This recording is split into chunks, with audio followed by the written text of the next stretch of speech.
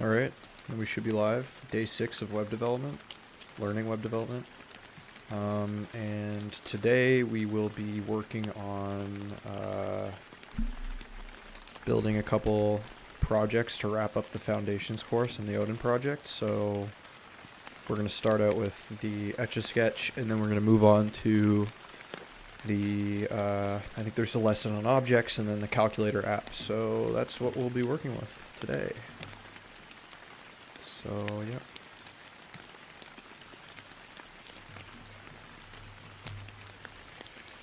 Let's see.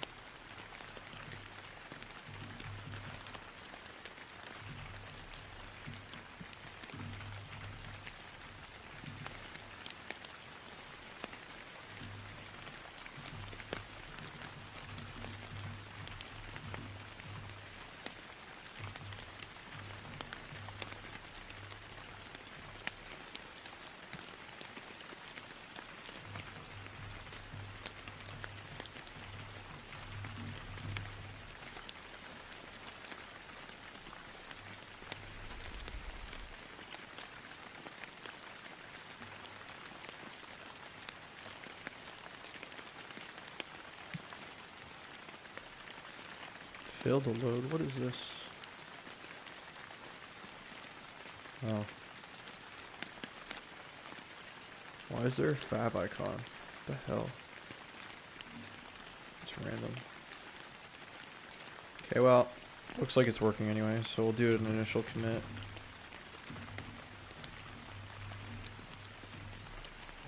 File setup.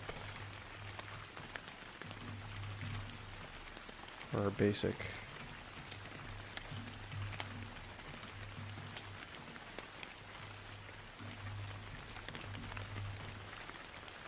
Okay.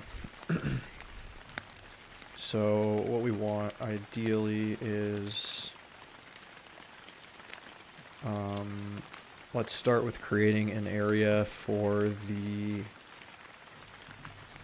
so we could have like dot heading, maybe, or header, footer, and then we could just do like, let's say footer text, made by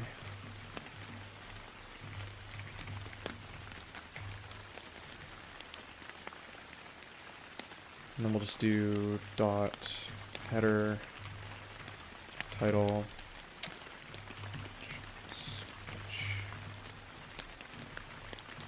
we don't need to include app. Okay, and then we'll do some content, and then within the content we'll do a board for the Etch-a-sketch board, and then we'll do like settings maybe for like some buttons.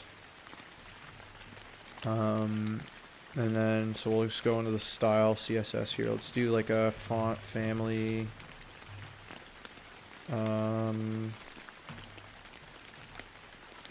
Not that. Just want like a sans serif font. That's like monospace.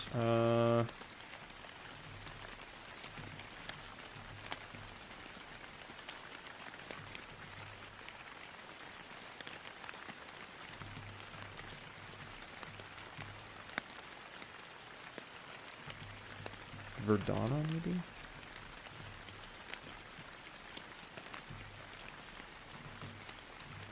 What does Geneva font look like?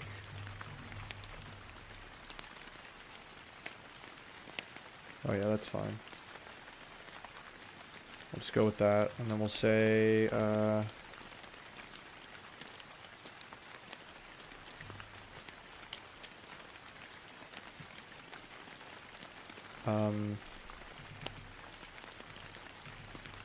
header, content, footer, we want all those to be centered.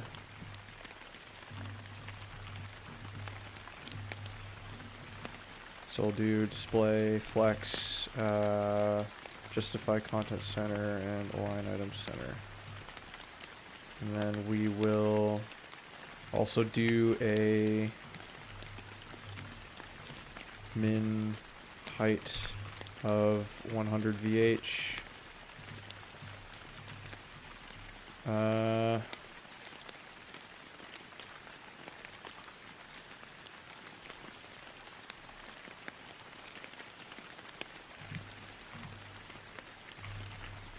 The board. Let's give the board a width of, well, let's just say max width of 600 and a min width of 250, and then an aspect ratio of 1:1, and then a border of maybe 4 pixels solid black. That might be a little small. I could probably make the board bigger than that. I feel like that's only going to 250 pixels, so we can do flex grow 1 or flex 1, I guess. Yeah, that's better.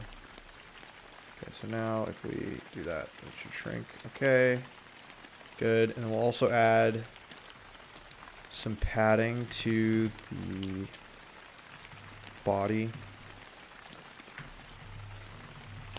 Maybe like 5% and 15%. So now this should shrink like that. Perfect. And then we want a gap of like maybe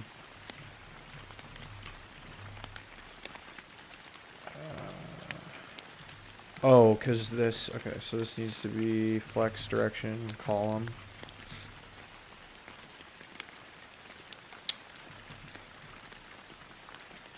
Wait a second.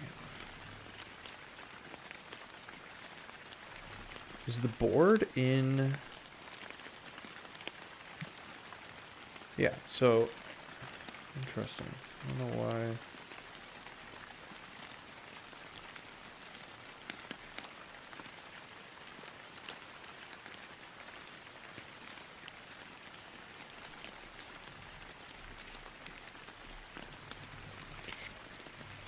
Let's see what that does. Probably nothing. Yeah, okay.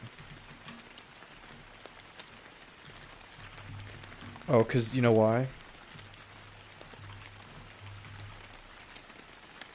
Oh no, because the content, okay, so that should work. I don't know what the problem is here.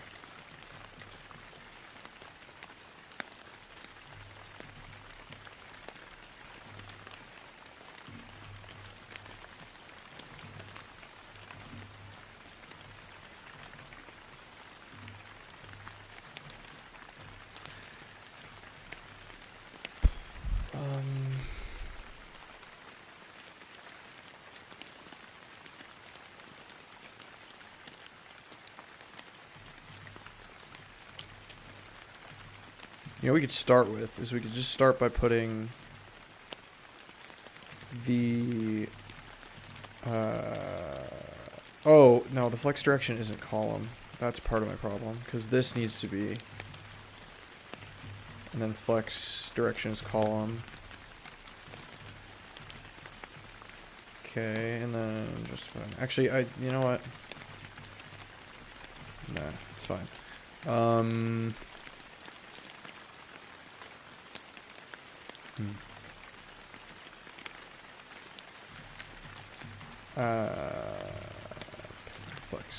Flex column, and then gap. Just like that's what I wanted to do. I needed to apply it to the body. Okay. And then we'll do dot header text. We'll say font size of 36 and font weight bold or 900. Oh, header title, I guess it is. That's better.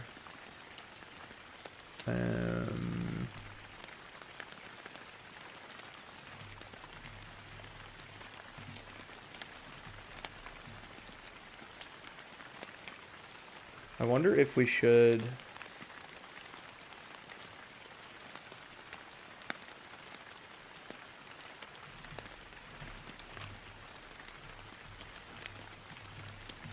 No, that doesn't do anything. Okay. Why? Going all the way to the bottom.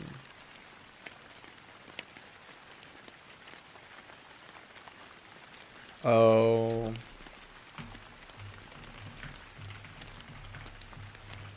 Now that should do that.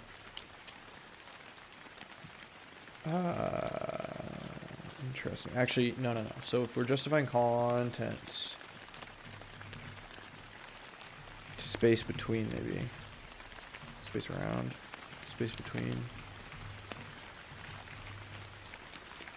Okay, I think the padding's part of the problem. No, 5%.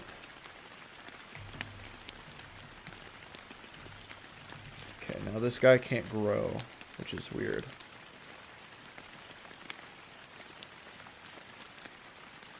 I'm not too sure about that. You know what, actually? It's not a big deal. It's not a big deal that this is only here. Overthinking it.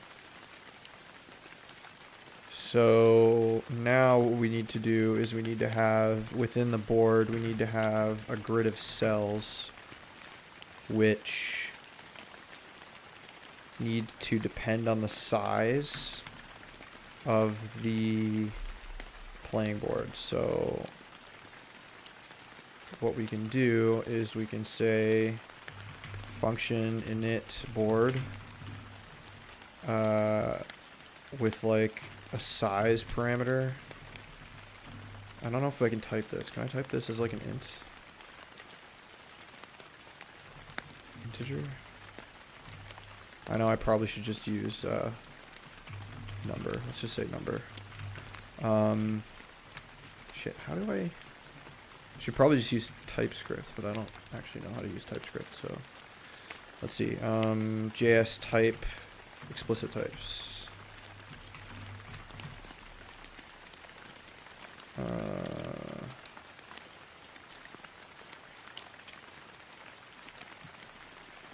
Okay. So is it just this? What's the problem here? Okay, so it has to be TypeScript. Interesting. Interesting. That's fine. I'll just leave it the way it is then. I'll worry about TypeScript later. Okay, so init board size, and then we just have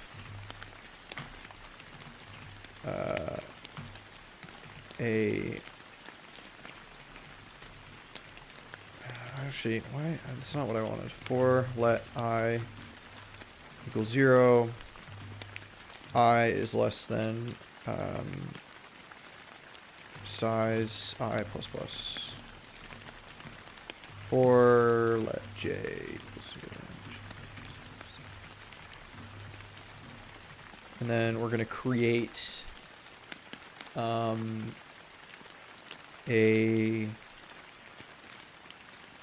div. So we're gonna say const new cell. Should I have this in an array? No, because they'll all have the same class. So is elements, or what is it? Create element? No.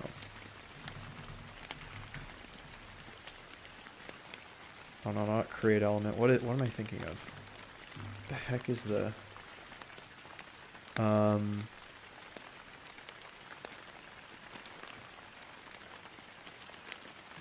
literally learned this already. What the heck? DOM manipulation. Oh, document. Of course. Div.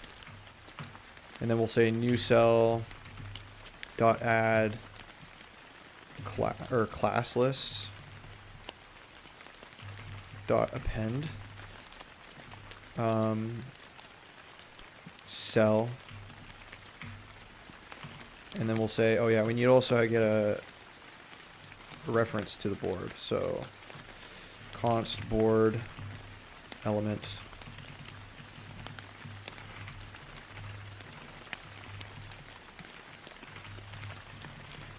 equals document dot query selector dot board. Then we'll say new board element dot pen child of new cell element. And then if we give the new cell element dot set attribute of style. Actually, you know what? No, we can just do that in the CSS. I don't need to do that here. So we can say dot cell. We'll just say border 1 pixel solid blue and background color of like Alice blue or something. Sure, just like a light background color. Actually, it's a little light. What if we did Azure? There we go. So, and then we just need to call an board. Oh, but it needs a width too, doesn't it? Right. Okay. So that actually needs to new cell. Okay. So first of all, we need to calculate the width.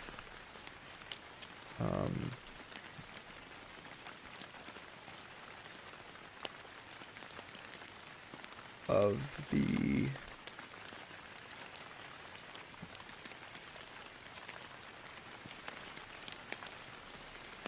just thinking about how I can do this. Okay, so let cell width equal, or cell size, I guess, equal board how can I grab the width of the board element, I wonder? Dot get attribute?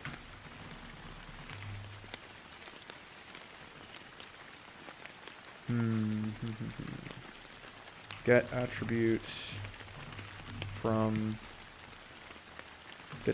get width from element. Yeah.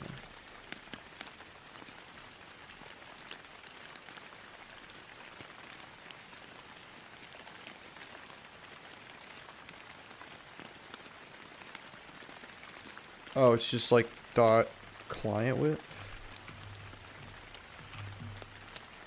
divided by size. Round size. Actually, the problem with this is it's going to be a different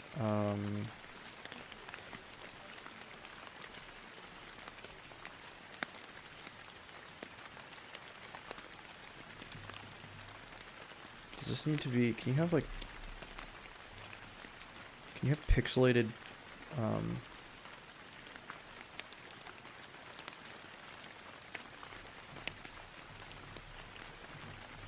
doesn't make a difference. Can you have pixelated, or not pixelated? Jeez, I can't think right now. Can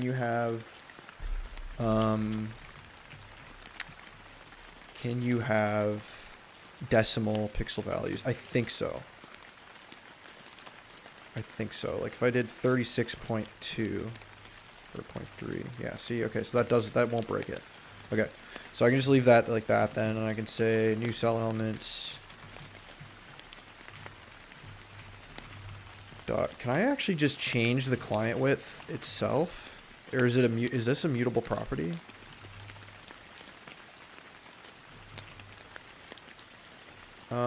Is client width a mutable property? Oh, it's read only. Okay, so I have to actually set the attribute. Style. Whoops. No. Style.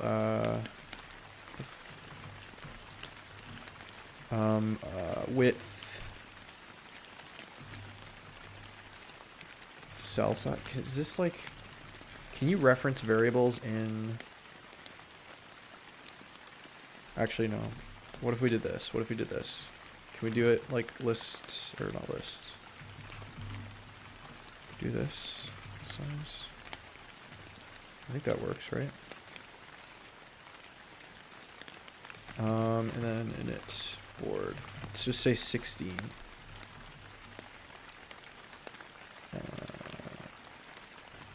Is this breaking?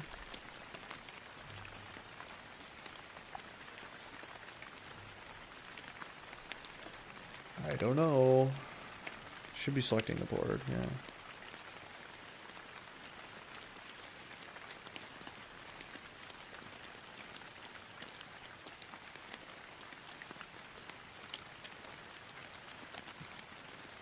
Oh, but then there's no height. And there was no semicolon. Okay, and then the aspect ratio is just 1:1 as well, which we need to include. Okay, that still doesn't do anything. Are they being added to the DOM? No. Interesting. They are not being added to the DOM.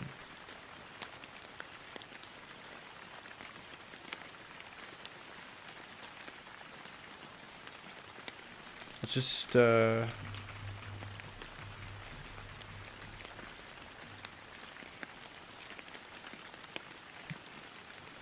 oh. How do I add to a class list then? Add to class lists, JS. Stupid. Oh, shoot. Let's just add. Okay. Okay, that's better. Now the size is all fucked, but that's okay.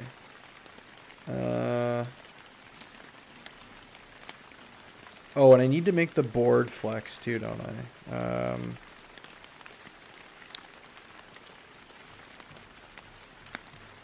Display flex.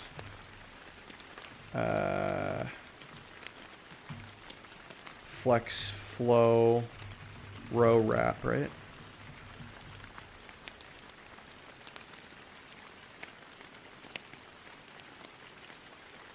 Okay, that certainly did something.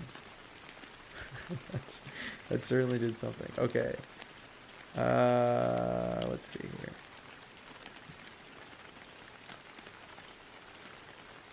So we've got the cells being added, but the height is screwed up.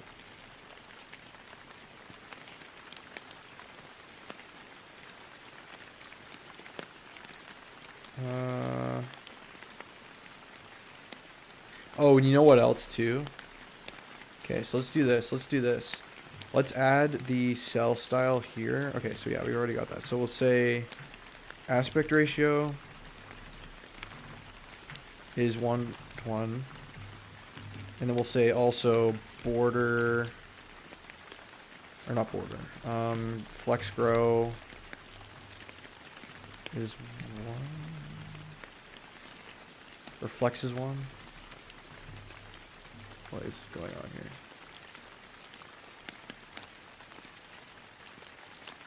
Why are they so thin?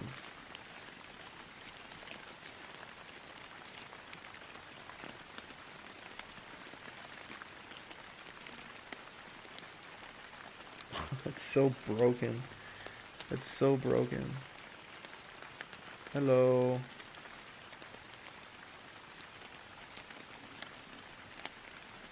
Yeah, see, okay. So this grid situation is not working out, but it's okay.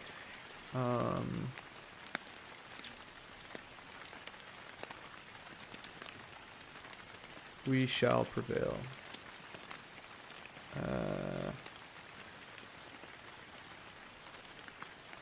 What would actually happen if I just deleted that? Okay, so it's just nothing changes. I think there's a way you can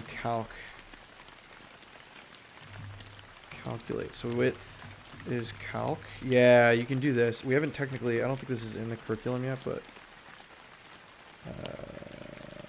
okay, calc CSS.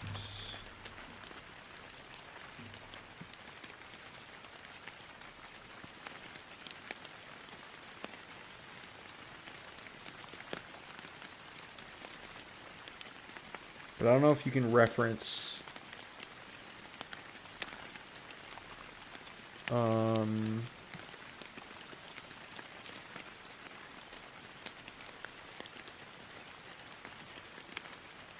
oh, do you know what we could do actually?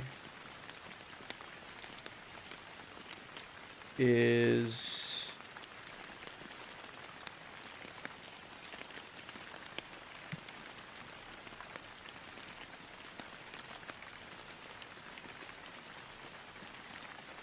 because right now I'm setting the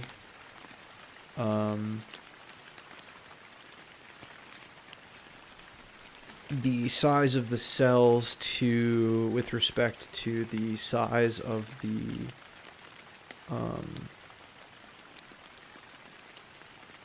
board. But if I do it the other way around, maybe that would be easier. I don't know. I don't know. I don't know.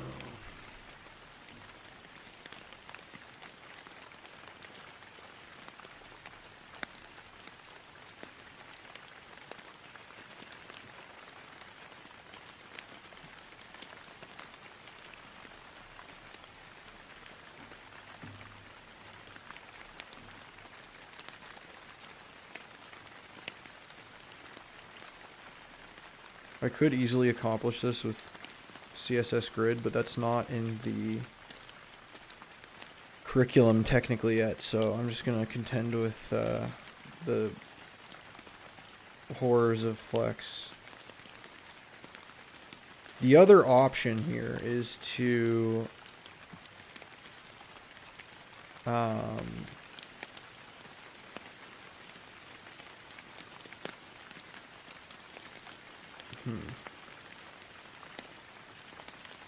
the other thing we could do is we could create like defined row element. Actually, you know what? Let's try that out first. Let's say that like const row board row element equals document dot create element div, and then board row element dot class list dot add board row, and then we'll say let's just comment this sucker out for now. Board row element dot set attribute, or wait, no.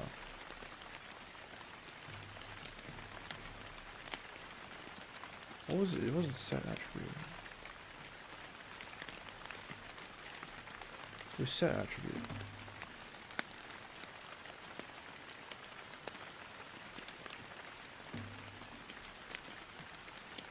No. I feel so stupid. Yeah, it is set attribute. I don't know why this is gaslighting me. Okay, auto completion. Style.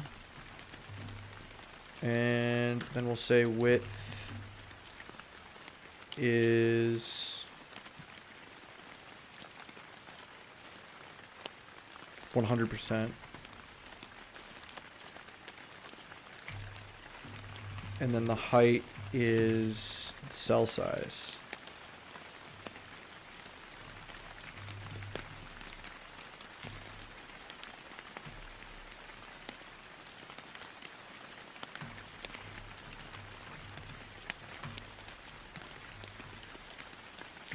Or no.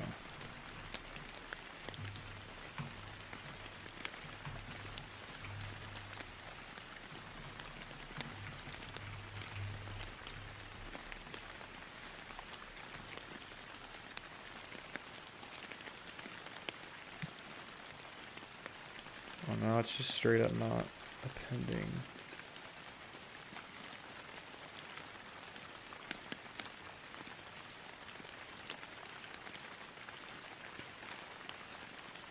Wait, what?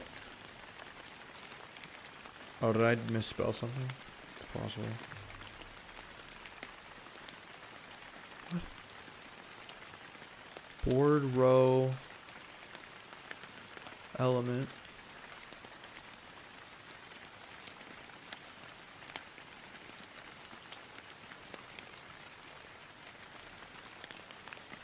How is that? What the heck? Okay, thank you. Okay, that's what I was looking for. So now we've got rows. Perfect. Okay, now we're getting somewhere. So, and then within each of these rows, we can create the cells, right? So we can say const board cell element equals document dot create element div, and then board cell element dot class list dot add board cell, and then board cell element dot set attributes style, where the width is the cell size and the height is 100%.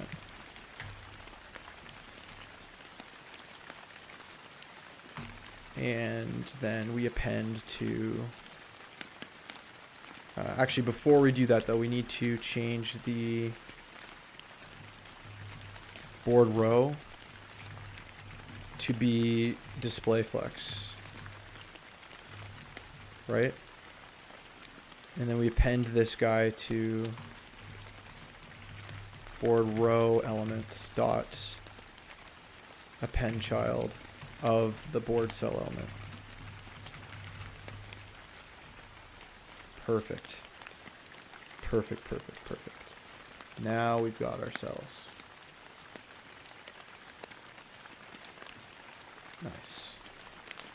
Nice. Whoa. Hold on. It's kind of convoluted, but it does the trick with Flexbox anyway. So there's our board of cells. And then now if we want to increase the amount of cells, we can like double that, and then we should get more. See, there we go. And we could probably put this on a slider or something like that. And then this should also adapt to if I change the, yeah, see? So the cell size adapts to the width. Like so. The height is fixed, but that's okay. Nice. Okay, now get rid of the background color. I'll keep the border in for now. Okay, and then now we need to, so we have the initializing of the board.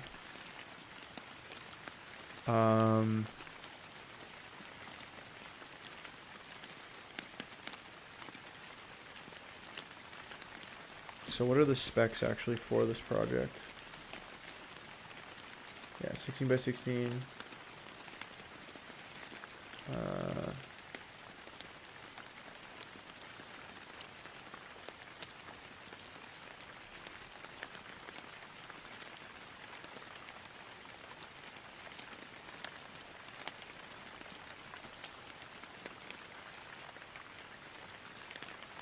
Yeah, okay, so now we can set up the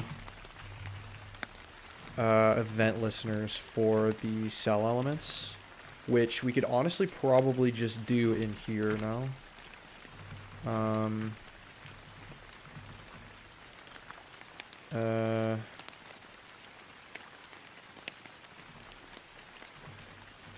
I could probably abstract it to a different function.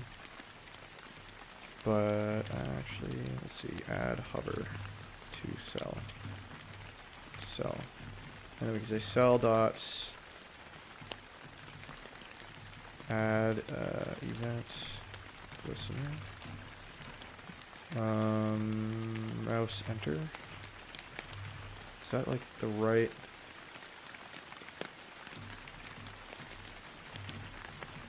I don't know if there's any default behavior for this actually.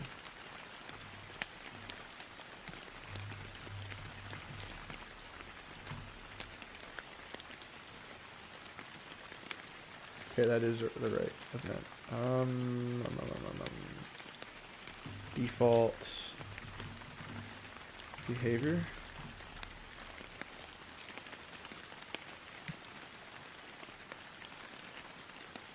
Okay, so it has no default behavior, so E doesn't matter. Okay, and then we can do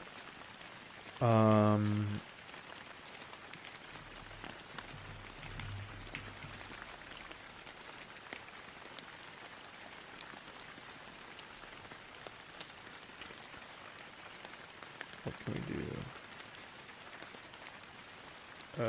Oh yeah, we can just change the style of it. So we can say, actually we can toggle it.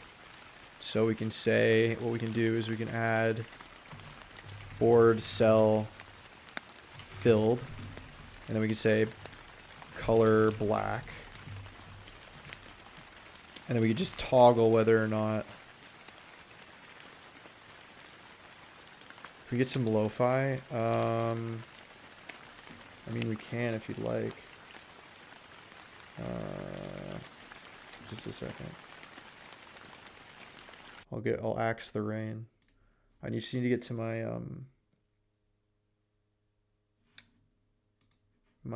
royalty free guy here.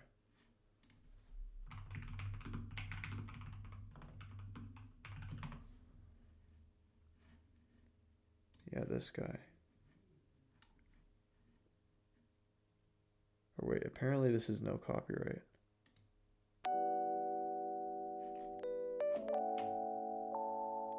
How long is this playlist anyway?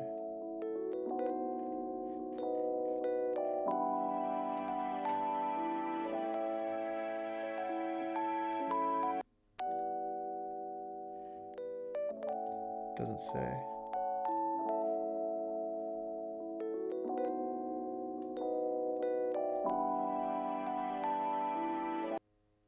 Sorry, I'm just making sure this is long enough.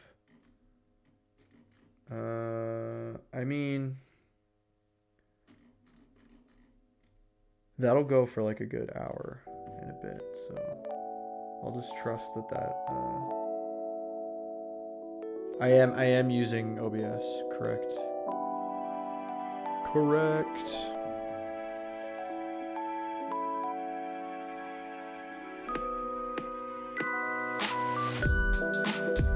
Okay, let me know the music level if it's too loud or not, please. Thank you. because I can't tell, because what I hear in my headphones is a different volume than what's being streamed out. So if it's too loud or too quiet, let me know. A little loud? Okay.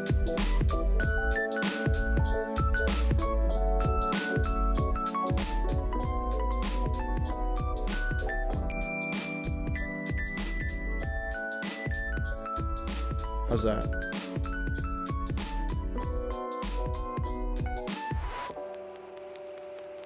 Still too loud? What about now? Still?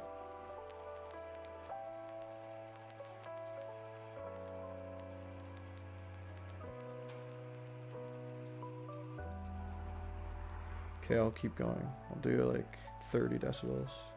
How's that? Or is that too quiet now?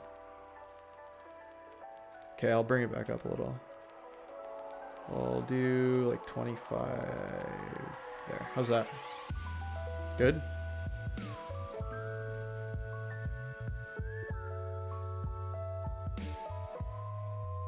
Okay, is that good? Final confirmation?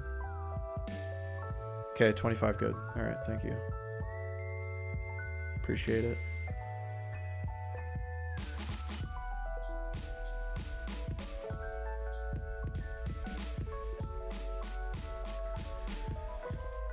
Okay.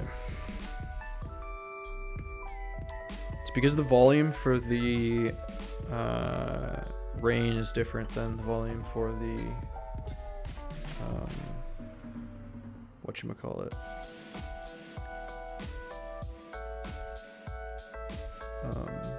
For the music.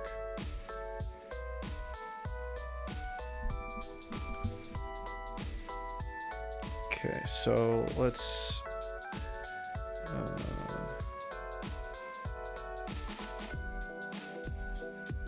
add, yeah, so cell dot class list dot add dot board cell filled.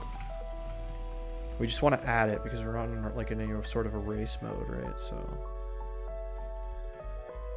oh, and then I need to actually add that functionality. So add hover event to cell of board cell element.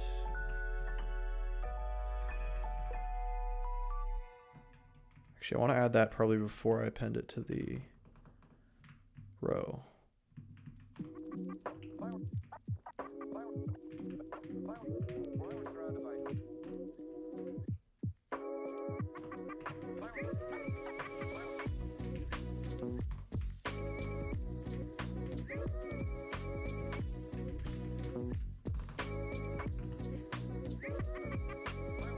Okay, why isn't that working?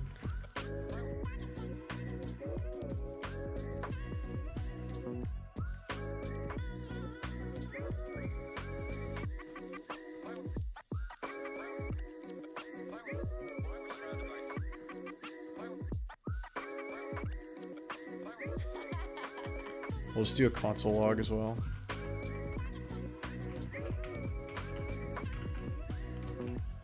Oops.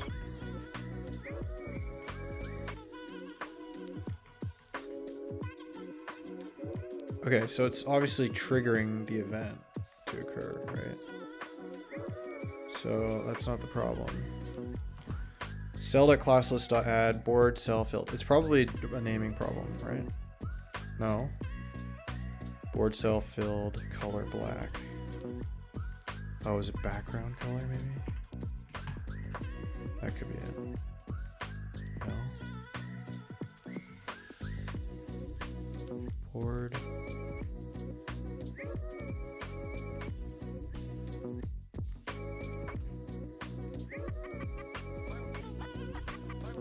Oh, it's probably no dot. That's it. There we go. There we go, there we go, there we go. We got a working Etch-a-sketch. I guess. Kind of. Now we just need a way to clear. Function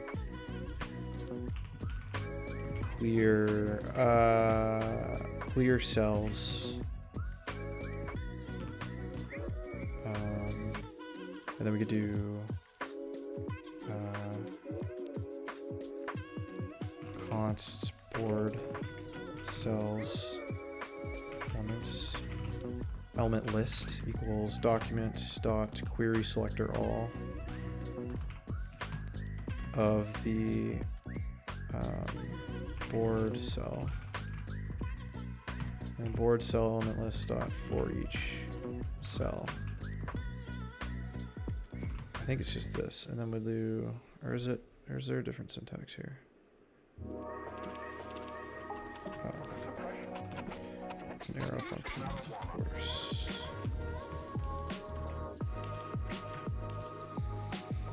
And then we'll do cell dot, let's see, cell dot class list dot remove,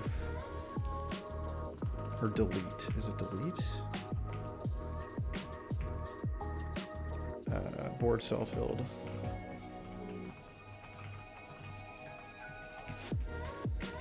Actually, I probably don't even need the brackets, do I?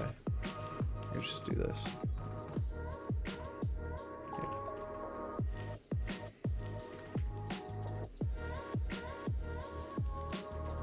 And then we need to have a button where we clear it. So we can put dot button dot setting clear board, or clear board maybe, clear board, clear button, clear board.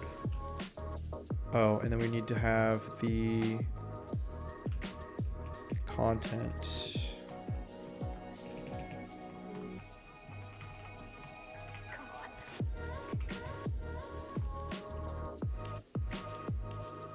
and then when we press the button, const clear button element equals document dot query selector dot clear button. And then we'll just add that clear button element dot click. And then we'll just actually just add the function right to it. So clear cells. Just like that. So now if we're drawing something, we clear the board.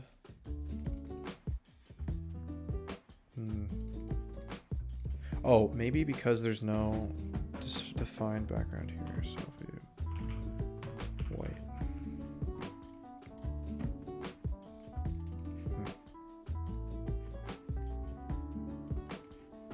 Yeah, we could do.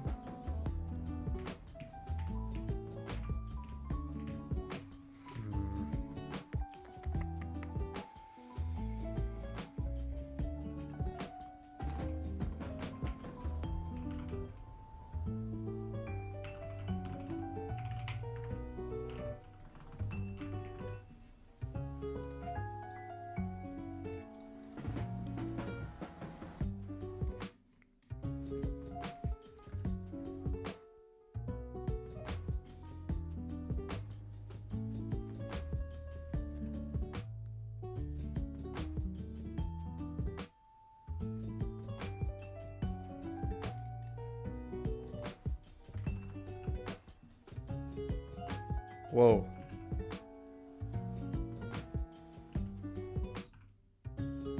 Why, when I removed the border, did it change? Oh, because the width.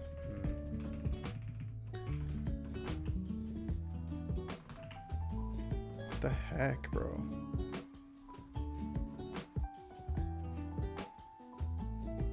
It's so weird.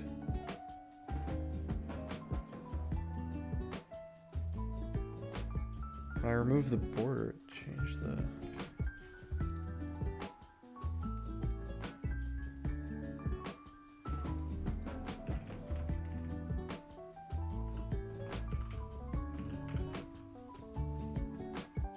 I don't know.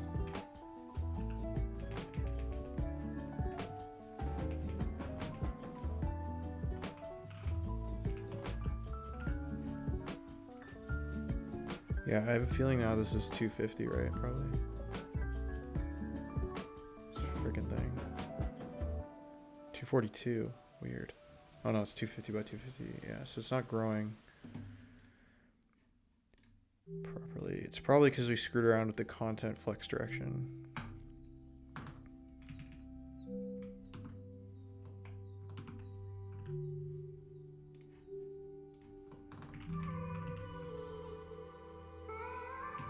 If I just remove this, huh?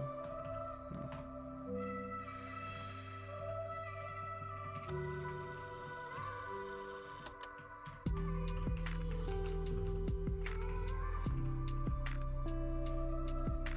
Yeah, so it's always staying the minimum width for some reason. I don't know why. And the clear board button isn't working. Oh, there's an error. On cart reference error, cell is not defined.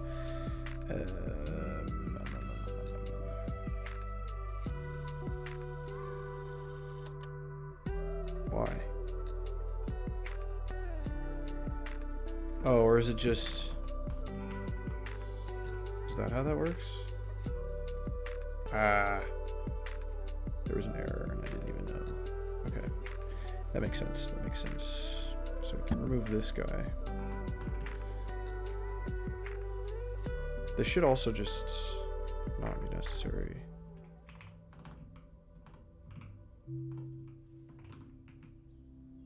Right.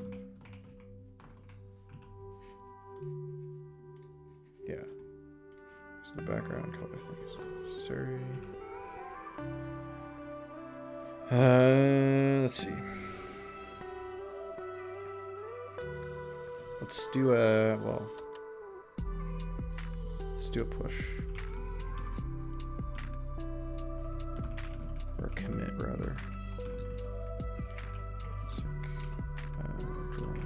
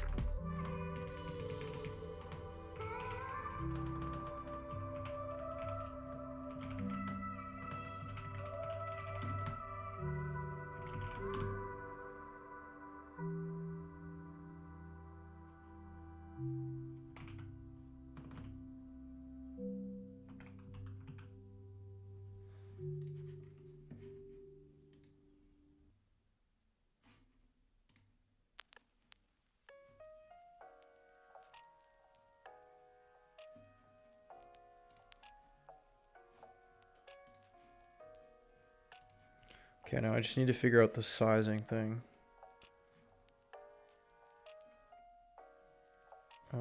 Board cell. I don't think that makes a difference now. There's something wrong with... I don't think I need this either. Oh yes, I definitely do. Okay. Okay, okay.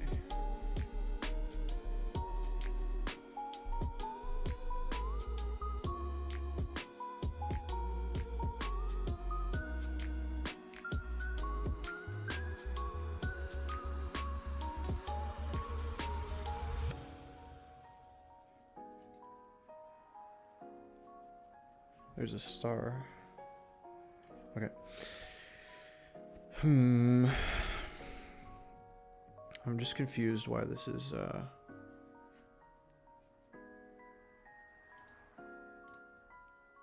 not growing.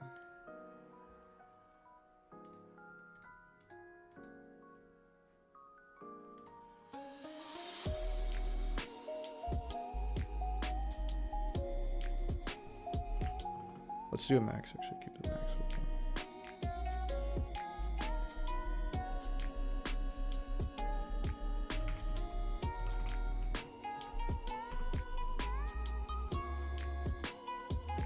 So weird.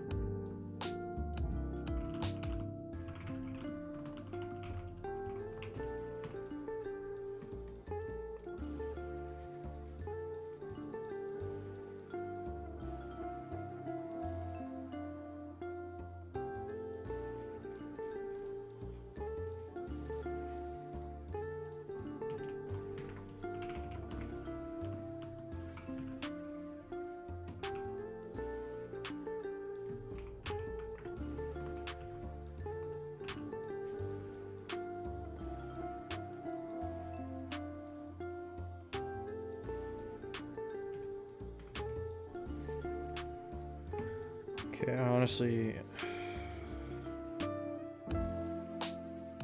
can't be bothered with this, to be honest with you. I'll just leave it the way it is. I don't really care about the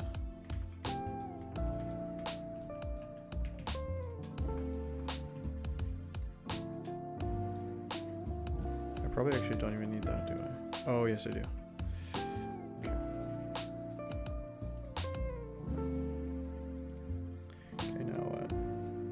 Leave that the way it is. Okay.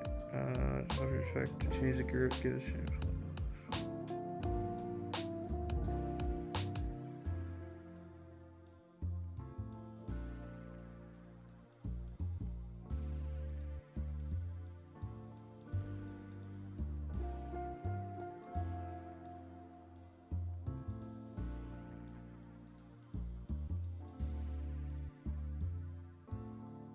Okay, all right.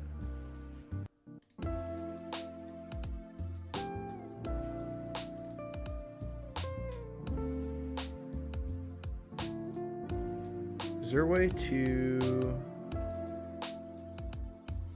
remove all children from elements? There's got to be a way to do this, right?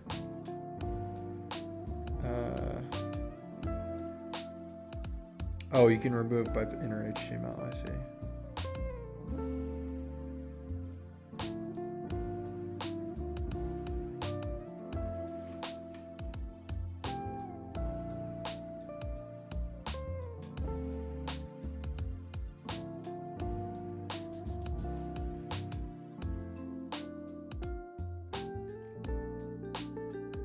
Okay, let's do that as a test then. Whoops, that's not what I wanted to do.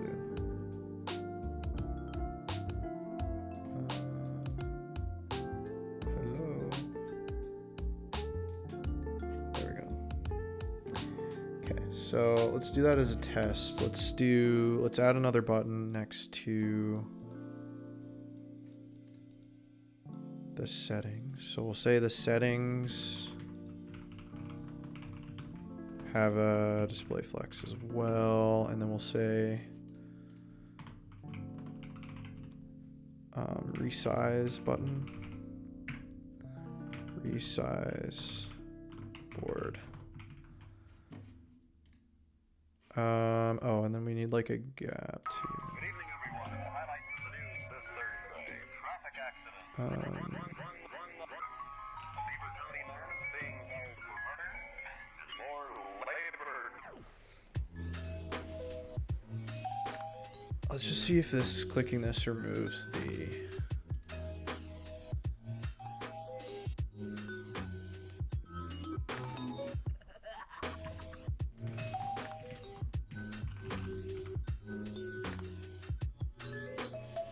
better be copyright free. Hold on, let me just make sure. Yeah, it says non-copyrighted. Okay.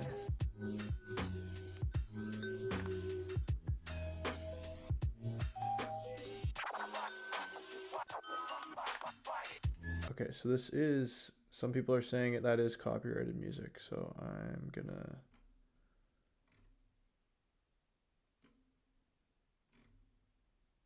axe that shit. Let's do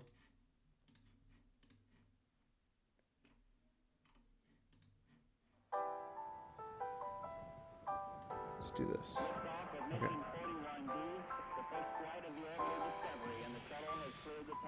Okay. Resize button equals. Every core computers now have primary control of critical vehicle functions. And then we'll write a function for that. Function resize board. And then we'll say prompt. I think, can you just set a variable? So let's say like let's new size equal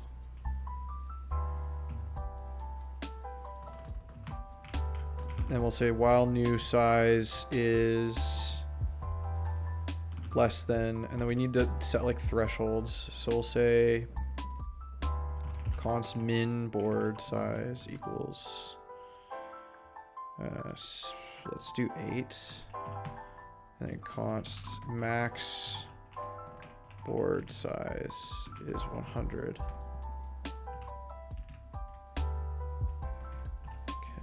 And then while new size is less than min board size and or no, and I guess no, or new size is greater than. Okay, those tests should be, let's just set to 0, initialize to 0. And we'll say new size equals prompt, enter new board size 8 to 100. I think, and then once that's passed, then we can say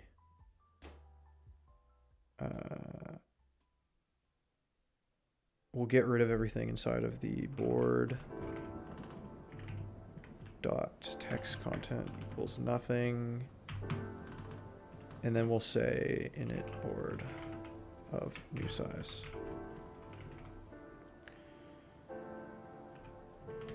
I actually don't know what this will work or not. So first we'll see if it recognizes numbers and can use those in comparisons up here. Okay, so first of all, it's not a prompt work. Oh, because I didn't attach the event listener.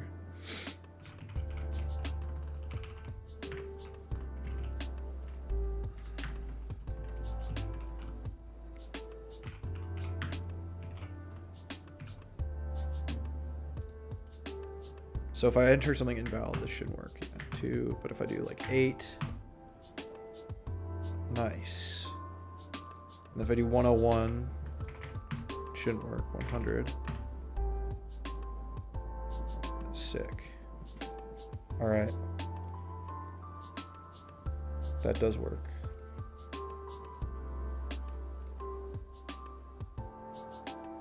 Seven shouldn't work. 9 will work. Okay, sick. Okay, I think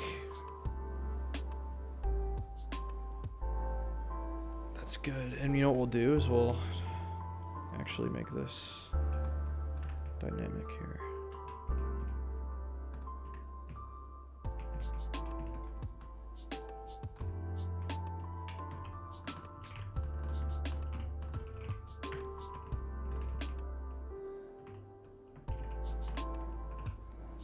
It shouldn't change anything.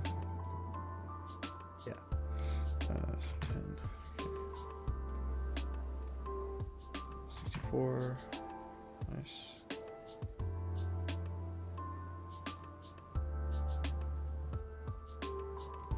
Okay, that's that done.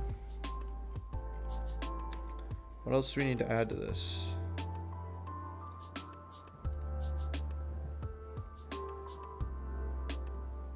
Oh, that's it. Okay. Transform the behavior of the square while interacting with the mouse. Rather than squares being the same color throughout the grid, randomize the squares' RGB values.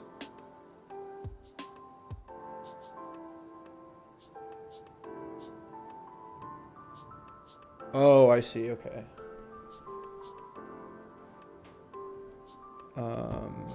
Sure. We'll make that. We'll implement that. So we'll say. Okay, so let's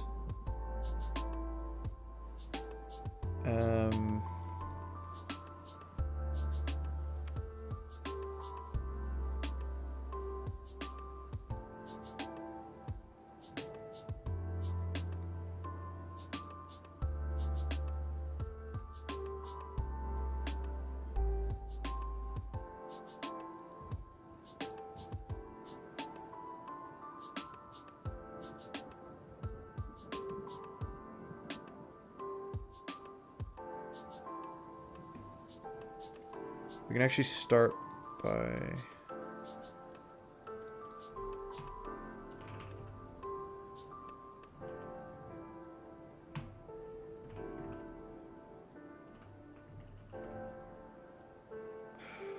current.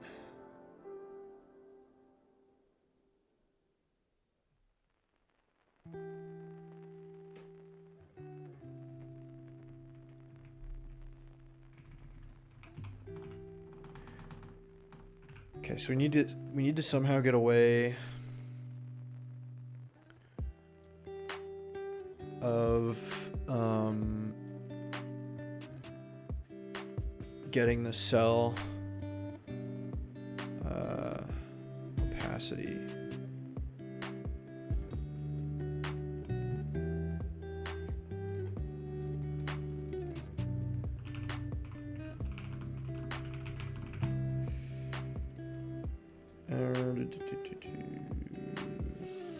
Oh, okay, I see. Let opacity equal or current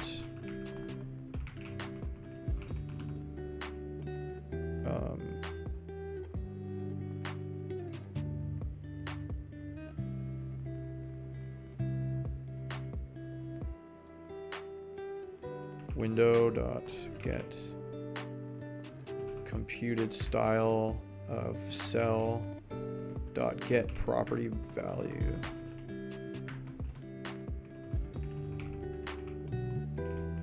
And then we'll say, because the opacity will be defaulted to 0.1.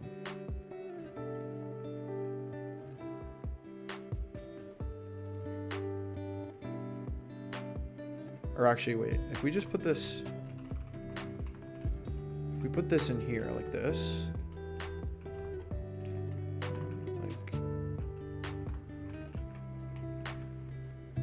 and then we just add one to it. So cell dot set proper or set attribute of style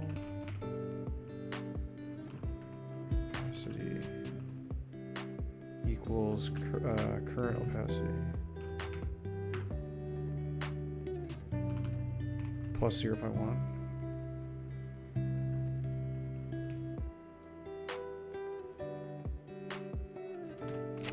Does that work?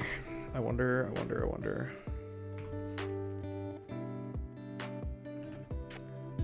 There's only one way to find out.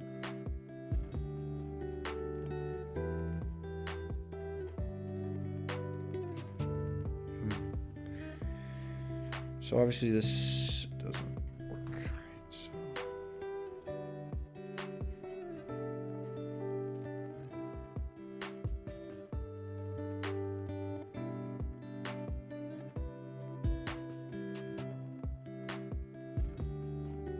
let's see, print, or not print, Jesus, console.log.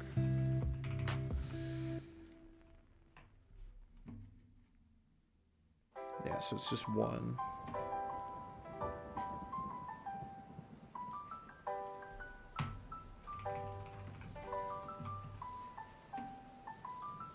So it's 0, okay, 0.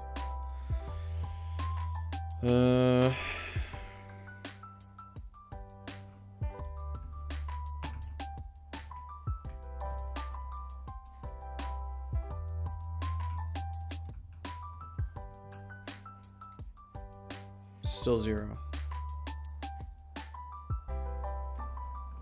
So obviously that isn't updating the. So can I set? You can, okay, I see.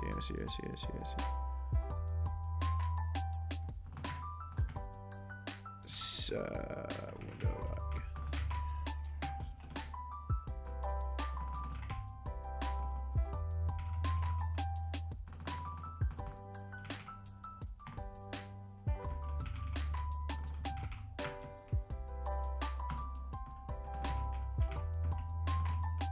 Is this a thing?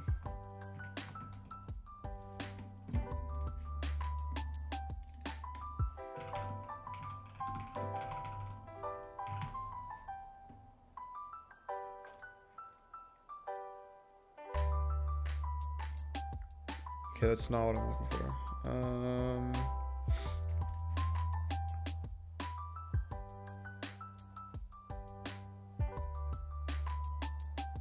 Oh, I can just do cell dot.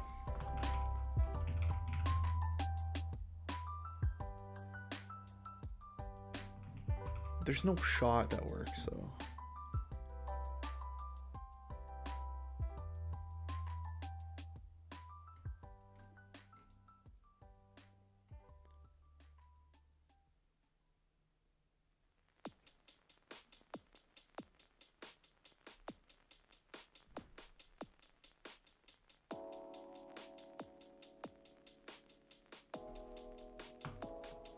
Yeah, this seems outdated. I feel like that's wrong.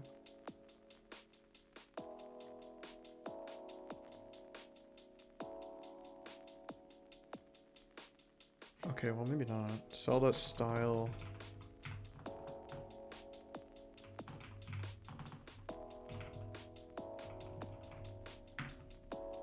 No.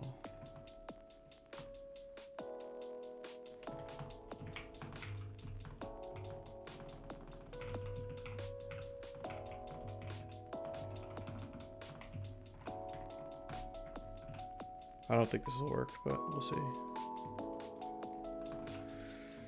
We'll see. Oh, it actually did. No shot. No shot.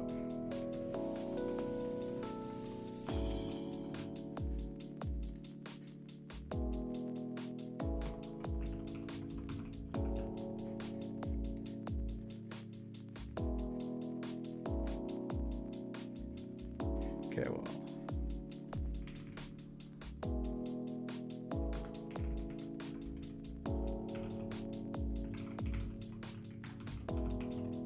Does that work? Oh, because it needs to be, I see.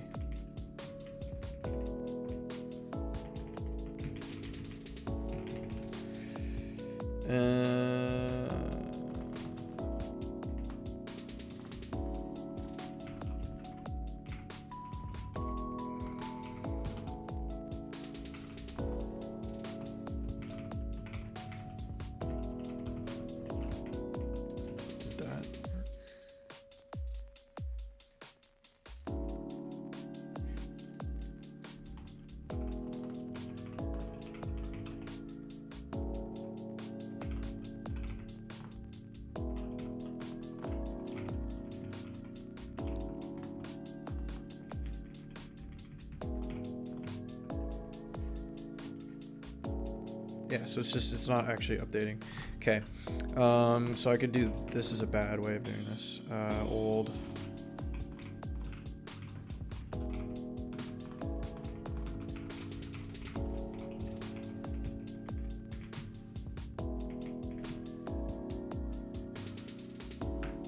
Does this work?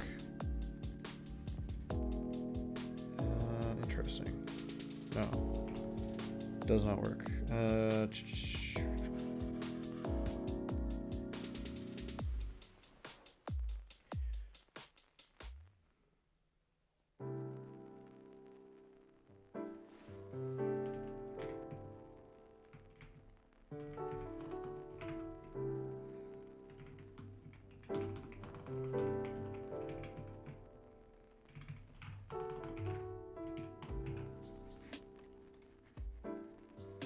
Okay, so for some reason on re-entering, it's not changing the print.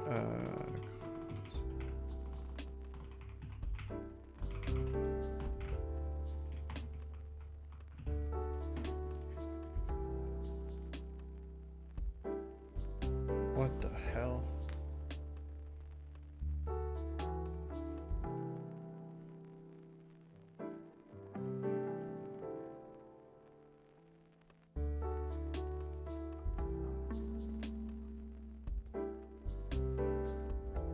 Huh? What if I did plus 10? No. What?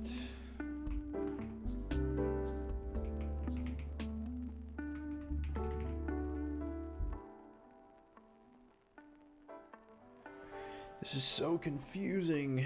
Why is this so confusing? What if I did plus 10%? No, that's not gonna work, obviously. Okay.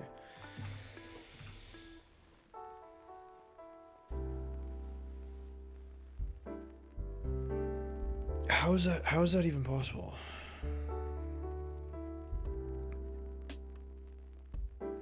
Zero point 0.1, 0.1, 0.1. Because it's treating this as a string. I get that. So can I cast it to a number? Does that work? That's what we're looking for. We get precision issues though. So we'll do a math.round on this guy. Or, well, not a math.round. What do we want? Math.round this times 10 divided by 10, right? Or something.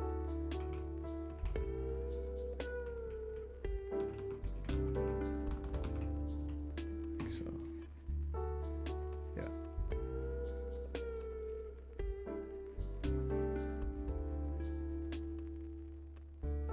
Oh, and then we also want to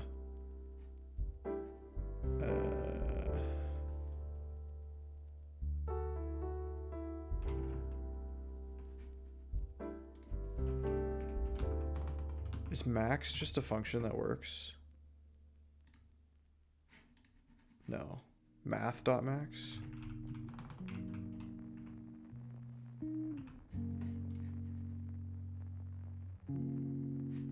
Or sorry, min.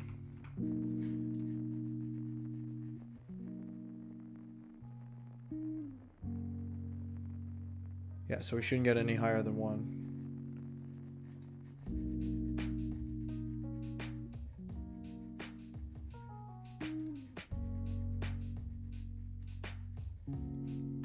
Okay.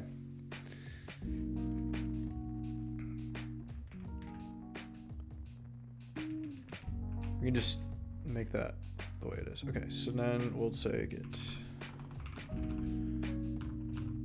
commit. We'll say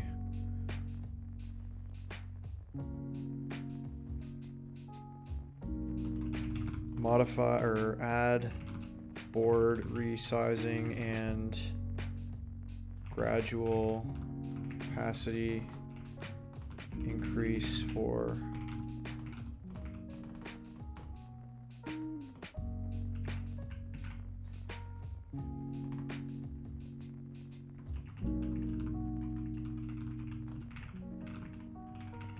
grid cells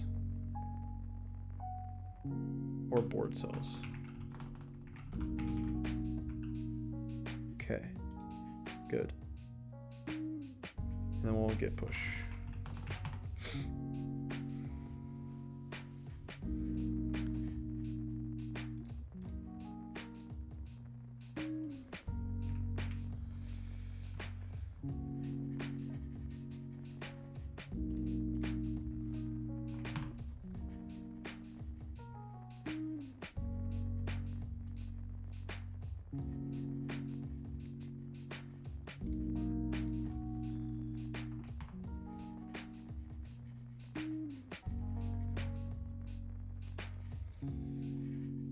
Okay.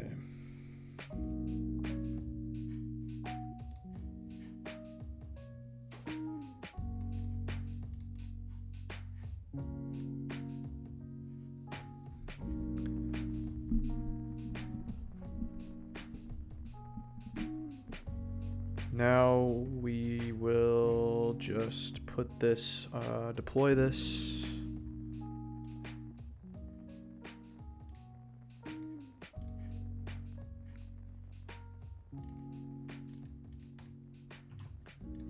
Submit this guy. It should be.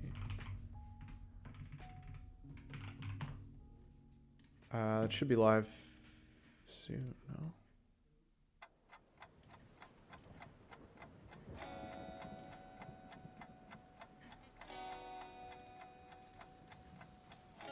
Odin Etch.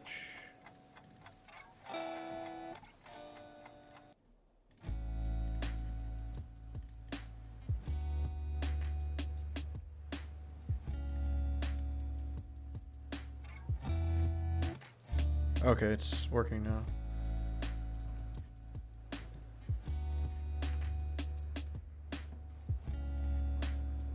Nice.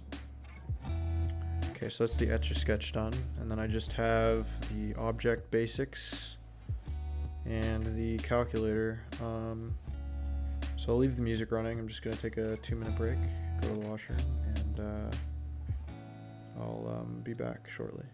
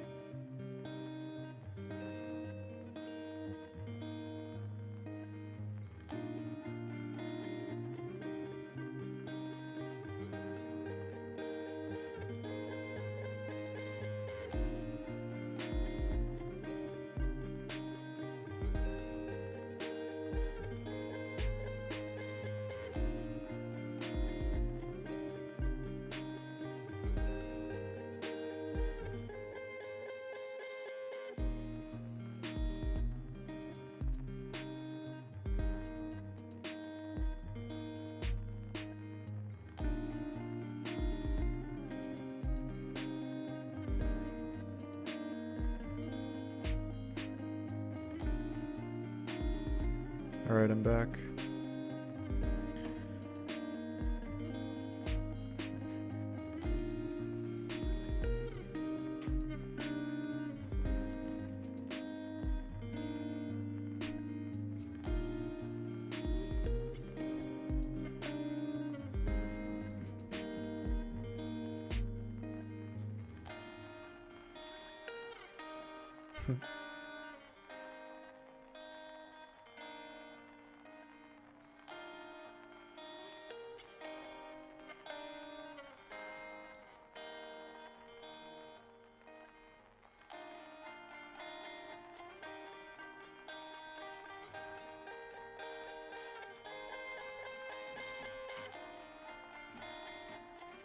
You want me to do... Yeah, okay. The array methods exercise.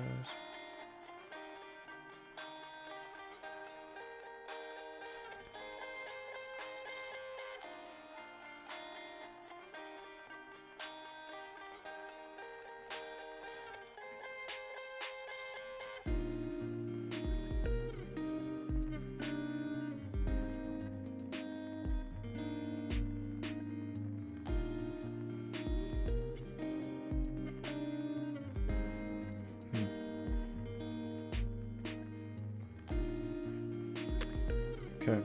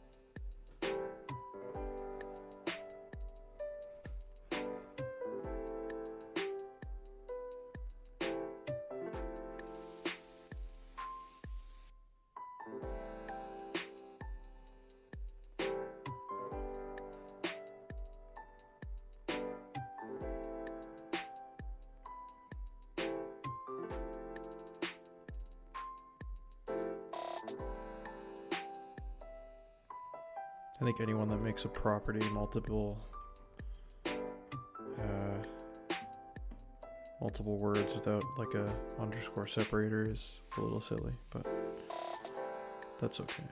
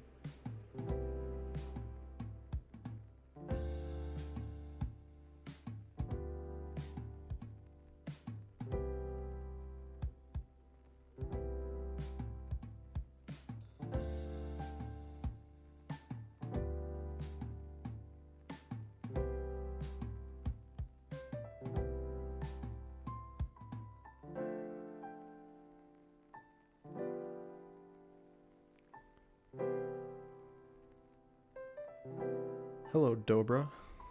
Am I reading that right? Yeah, Dobra. How are you?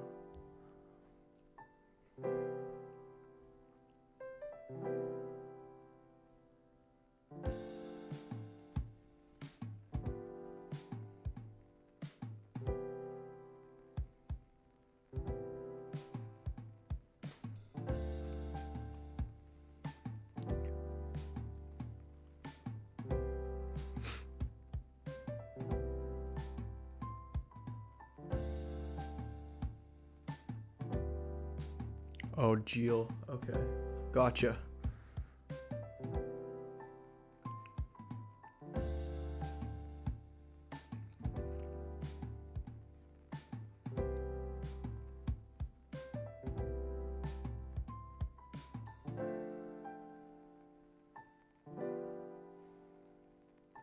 I need to increase the font size, I think, on my chat. I don't know how to do that. I guess I could just like zoom into the window. There we go. That's better.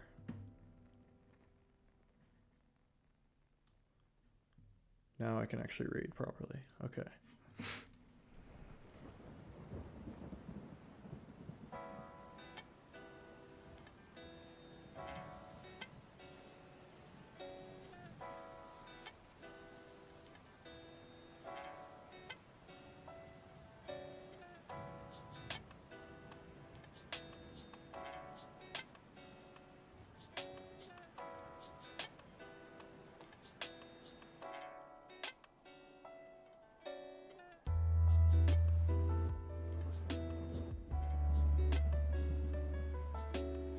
So is this just, yeah, okay, it's just a Boolean value.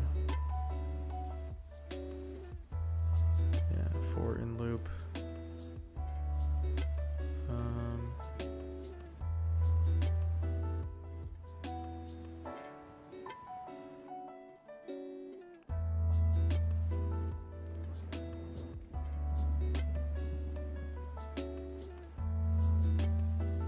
Okay, let's.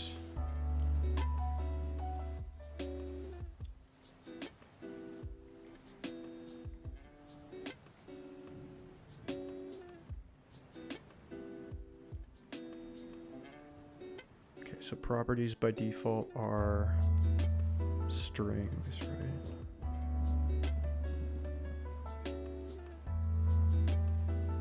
Oh yeah, if it's a number, that makes sense. Yeah, yeah.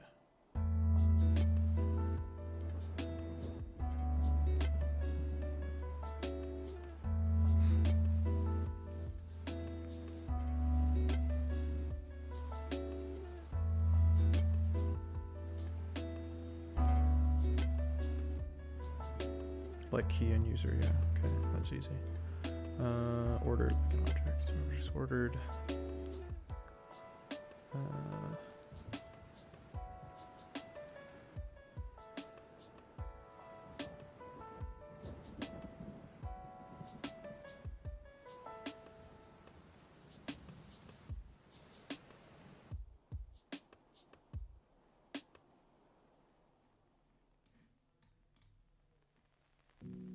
Okay, so that's interesting. So,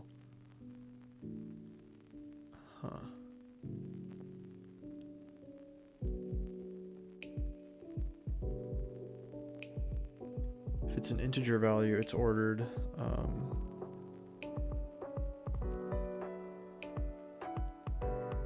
by the quantity, and if it's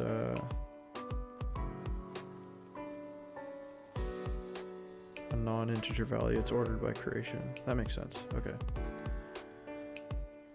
So, I guess we can keep that person around. That's okay. Oh, Geo. Oh, different. You changed your name.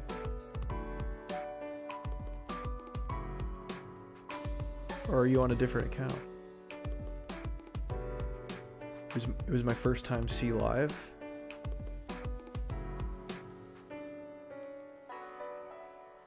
Well, I am new to live streaming. I've only been at this for a week. So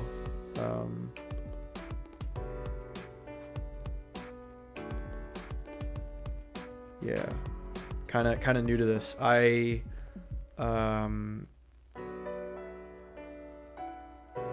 yeah, I have what should I say, like limited web development experience, but just kind of going through it again.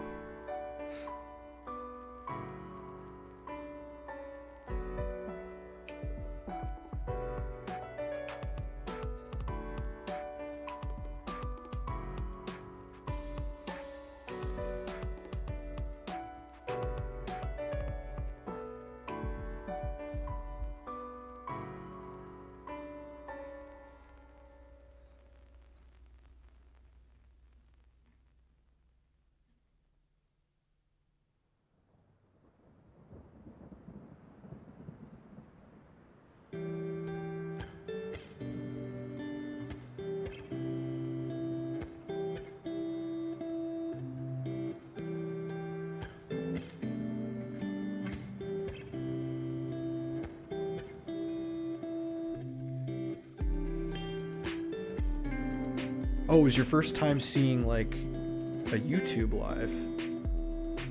Interesting.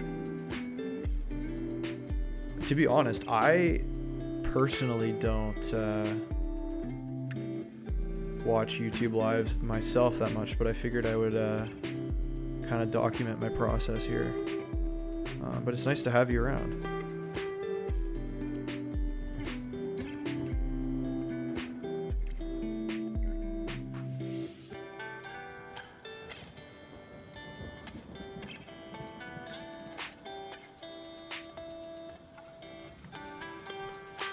Oh, thanks, Jill. I really appreciate that.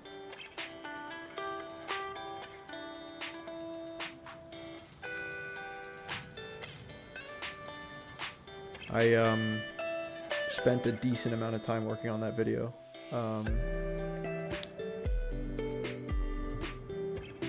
Probably like, honestly, like 5 or 6 hours maybe. Writing notes and compiling my thoughts and kind of editing it and everything. So...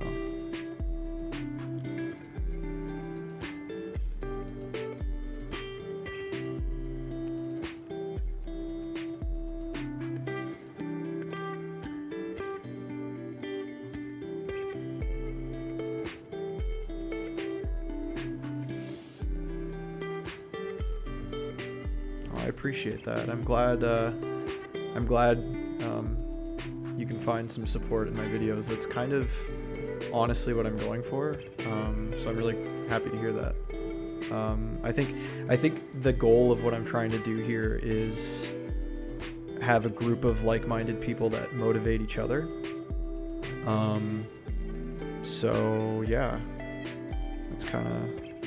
And again, I'm going right from the basics. Like, I know this is pretty basic, like JavaScript, but I kind of want to just cover all my bases before I dive right into frameworks and stuff like that.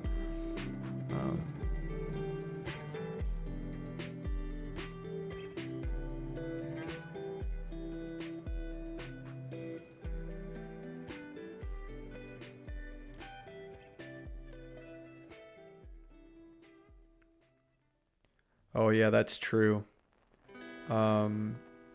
It's actually it's 9 p.m. at night where I'm at in Eastern Canada. So yeah, the time zone is odd.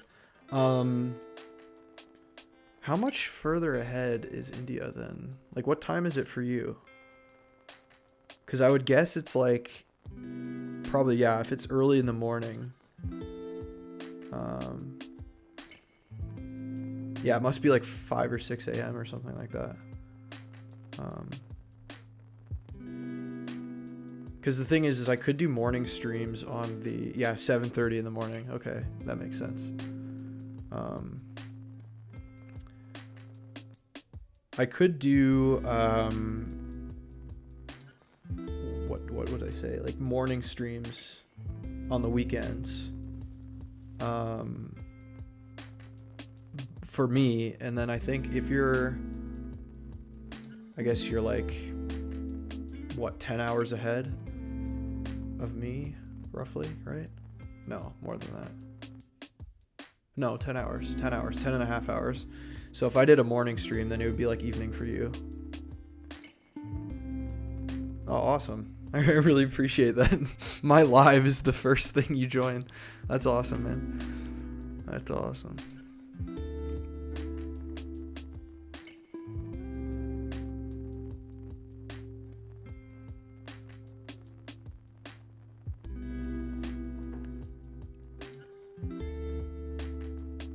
Yeah, I'll definitely do that on the weekends. I do have a job that takes up my days during the week, so I can't stream in the mornings Monday through Friday, but on Saturdays and Sundays I definitely can stream in the morning, like 10 or 11 in the morning or something like that. Maybe stream till 1 or 2, which would be like, what would that be for you, like 8 p.m. to like 11 p.m. or something.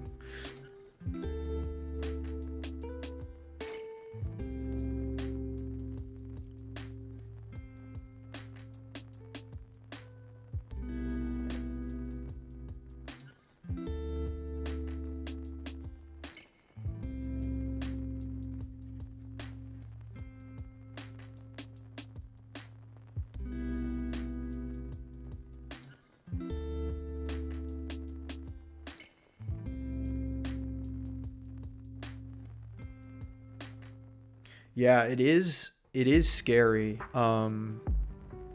because I know when I first started looking at AI, I was kind of afraid of it, but to be honest, if you, like, as I say in the video, like if you know what you're doing and you have an in-depth knowledge of the technologies you're working with, you will be better than the AI ultimately. It's not going to replace you.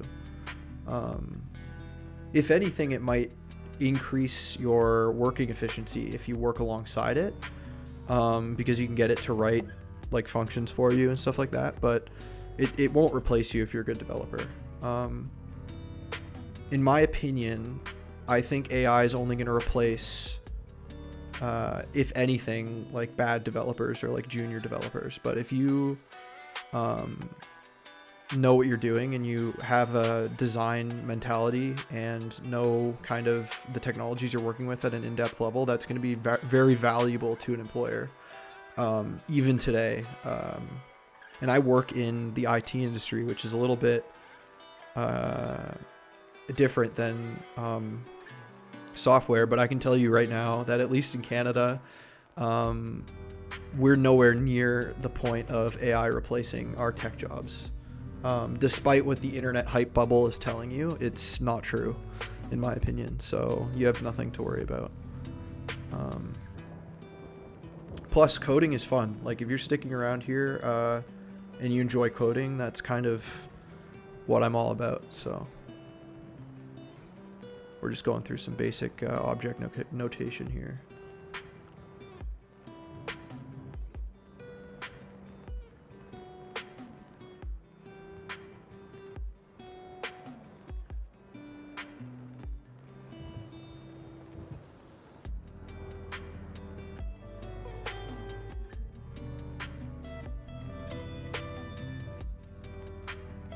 Okay, so here we increase the object counter.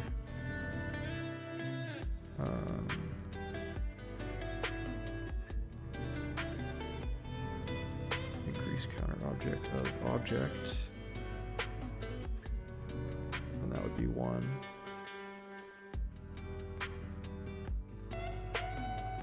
I don't think this would actually, I think it would just be, you're an undergraduate student as well. Right on. I actually, as I mentioned this in my my introduction video, but I just graduated with a computer science degree in last spring, so I know the undergrad vibe. Yeah, and for this example, like the object counter increases by 1, so when you do increase counter object, the object counter increases by 1 because this object counter variable just contains a reference to this object. Whereas with the primitive, this primitive counter is a new variable that doesn't reference the actual primitive variable. It creates a new variable for that. Here.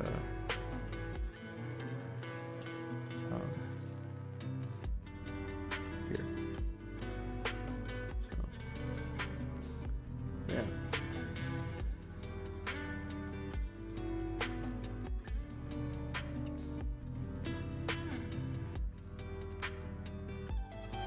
Cool. All right.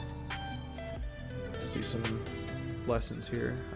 What were the ones? Map to names, map to objects.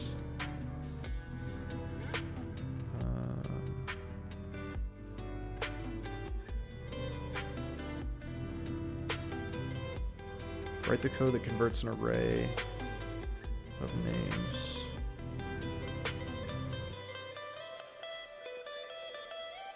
So would this just be like, let users equal John P. Mary, and then it would just be, it would literally just be, you know, I don't even need to code this one. I can just say it's John.name, Pete.name, and Mary.name, right?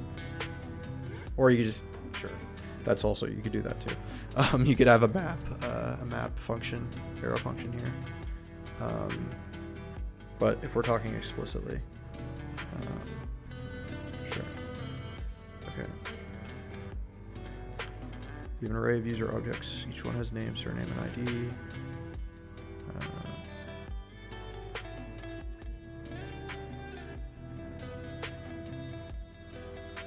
Oh, full name, I see. Okay. With ID of objects where full name is generated from name and surname.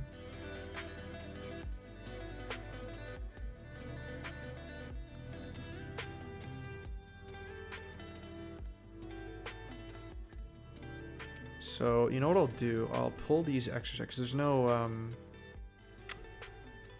like playground. So what I'll do is I will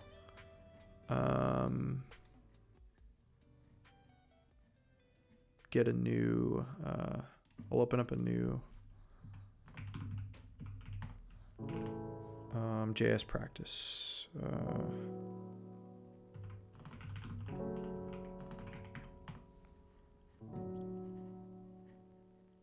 Let's make a new objects.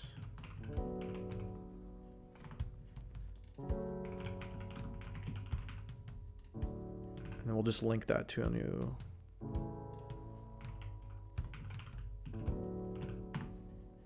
script.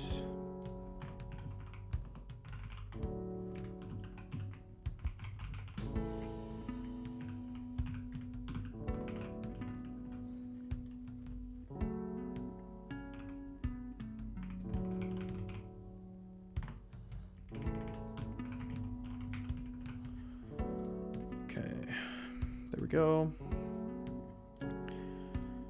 So let's copy this code.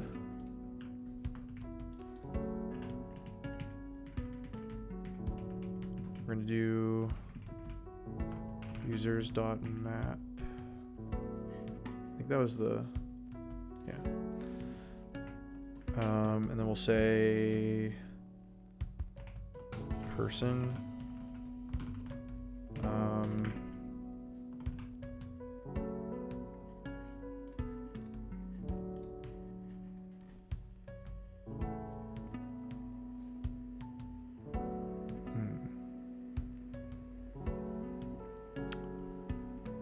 So we need to create a new array of that. Okay, so then we could just do, would we have to do an object literal? Because I think, right? I think it'd be like ID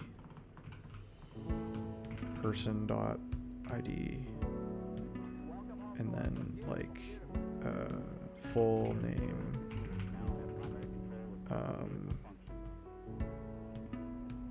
person dot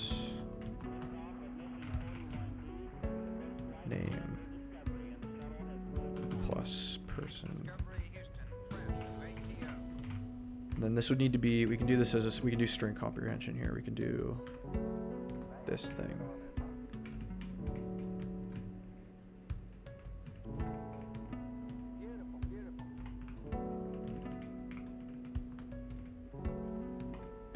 I think this should work, right? No, okay, it's still giving me an error. Oh. Full name is... Can we not set it as a string?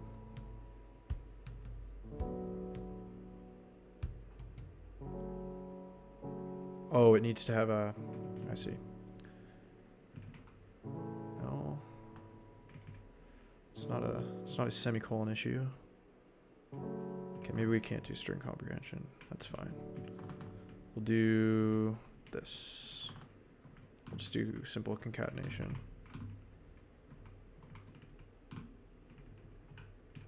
Okay, what is the problem here?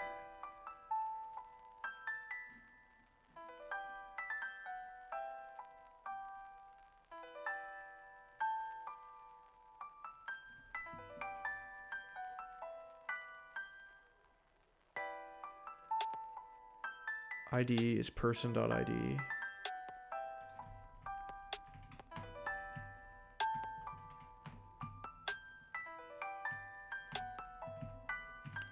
Oh, I see. There's multiple. That was the problem. I had too many brackets. Oh, but it's still not working. Okay.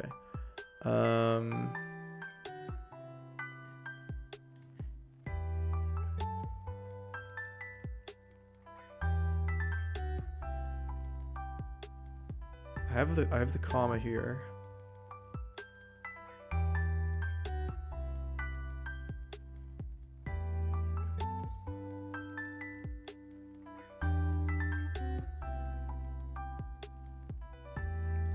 Weird.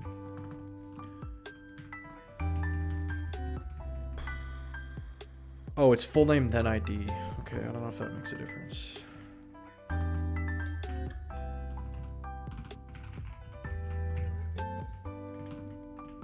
Okay, that fixed it.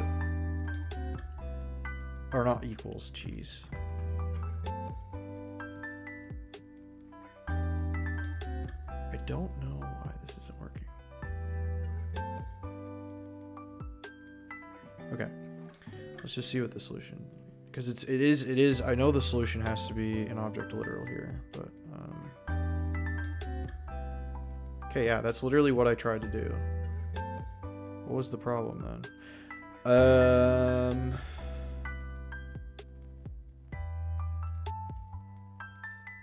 Wait, why was this in a bracket? What?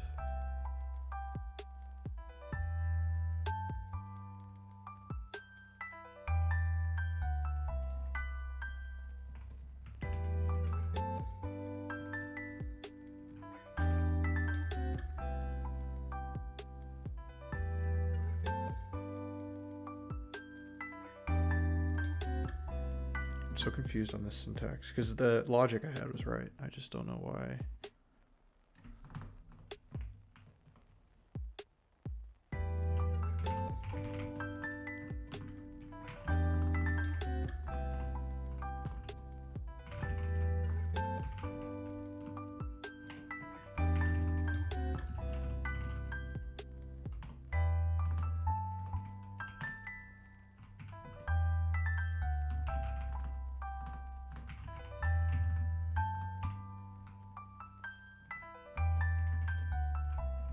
So random.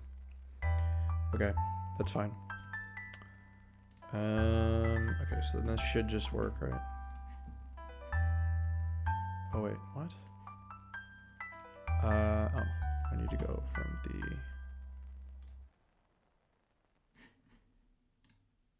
Yeah, okay, that works. Sick. Cool.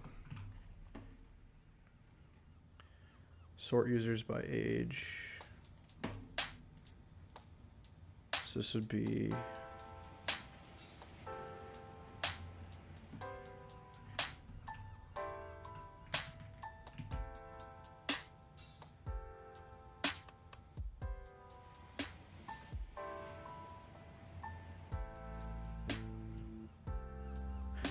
Oh, I see. I see what you're saying.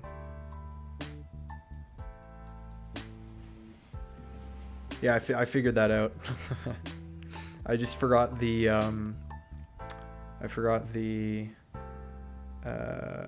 syntax for that. So do we just write a function for that? Yeah, okay.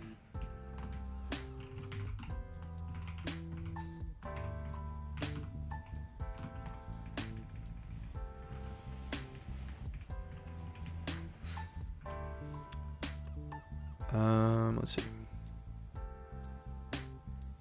So we can just do return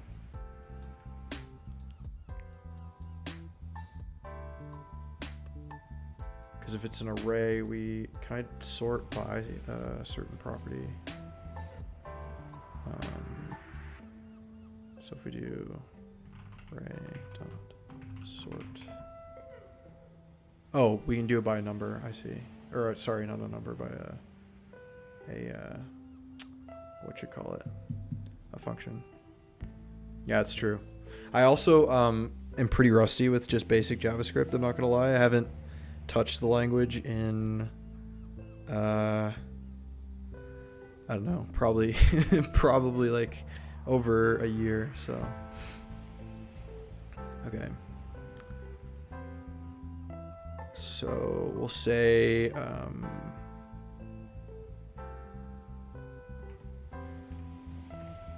think we can just do this, right?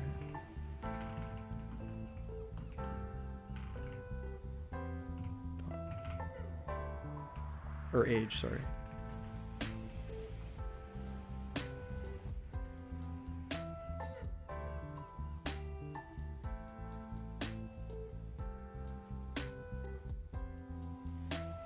I actually don't know whether this works or not.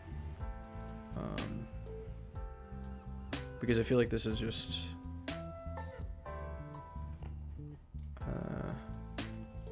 we'll see. We'll find out, I guess.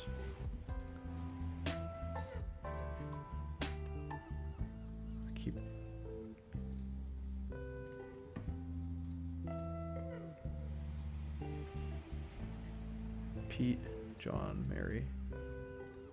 Oh, because did that go in, does it need to be sorted in,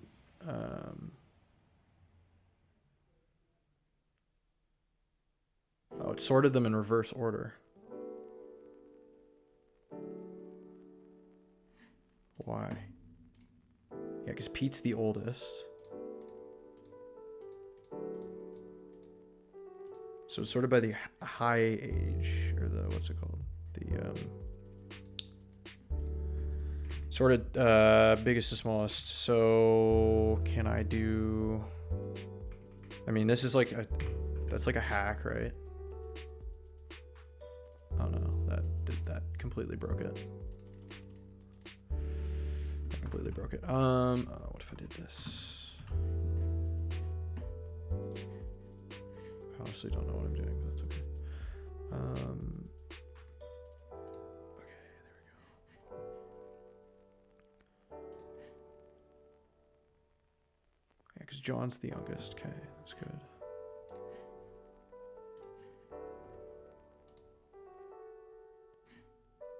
Pete, John, Mary. Is that just the order that they are created in? Oh, wasn't even sorting them at all. Okay, I see. Okay.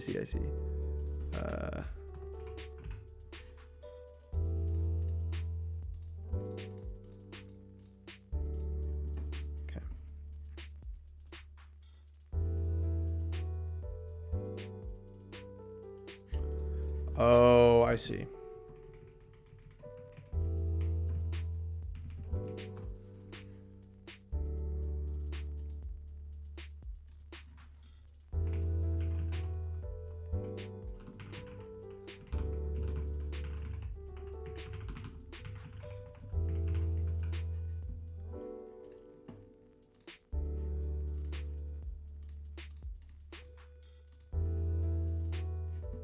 So we're doing age differential here.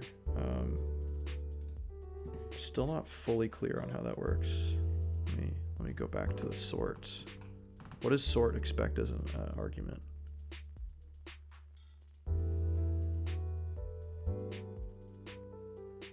Oh, I see.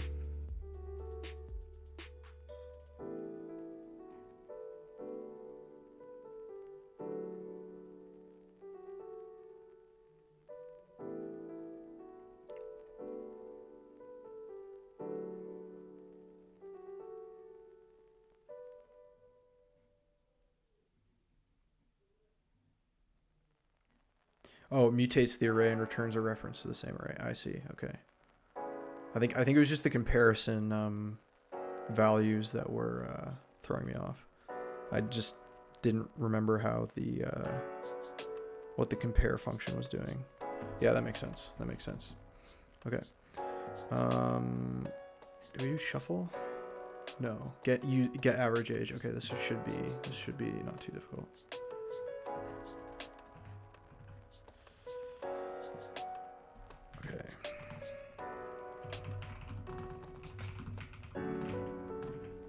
This we could just do with a reduce, probably.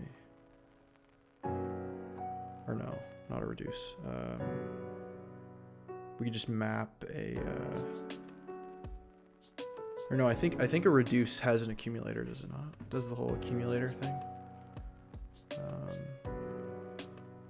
Pretty sure.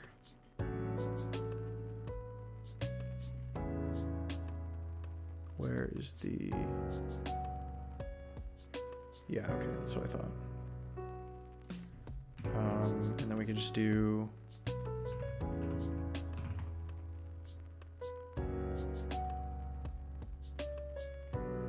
sort was correct, I guess. For the previous problem?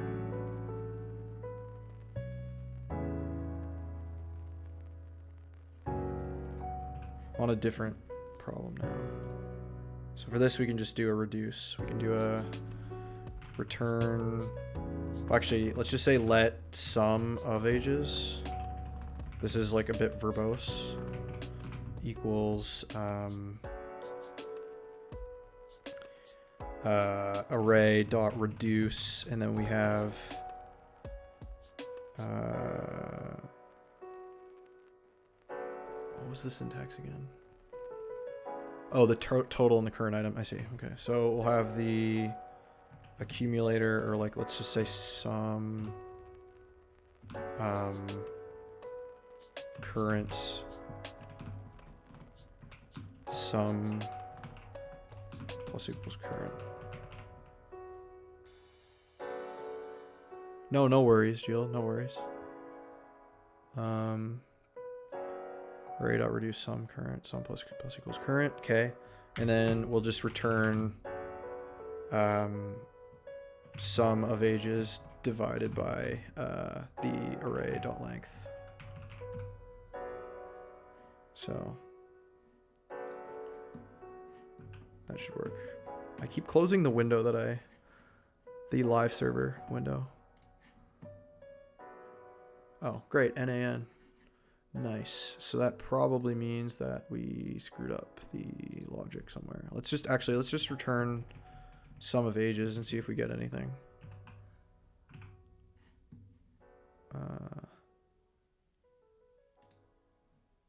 Wait a second. Hold on.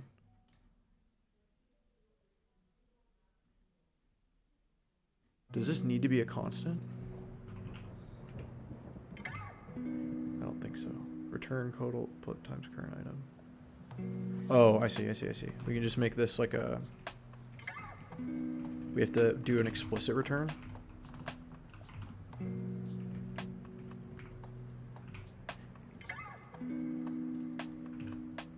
Oops. No, it's still not working.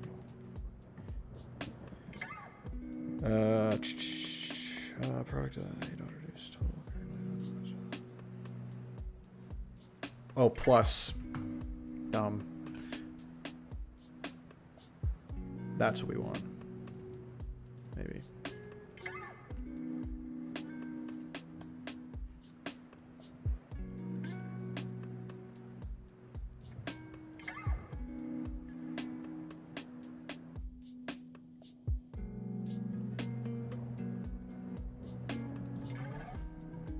Why?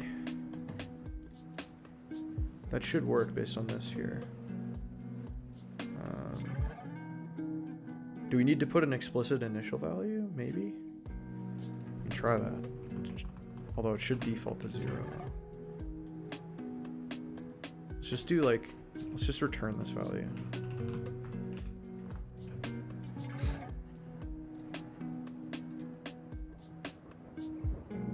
Oh, it's here. Maybe? Get average age.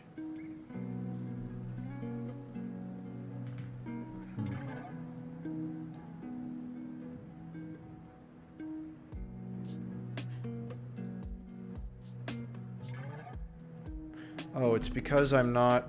Oh my goodness, I'm so stupid. It's because I'm not selecting the current dot age. That's dumb. Okay.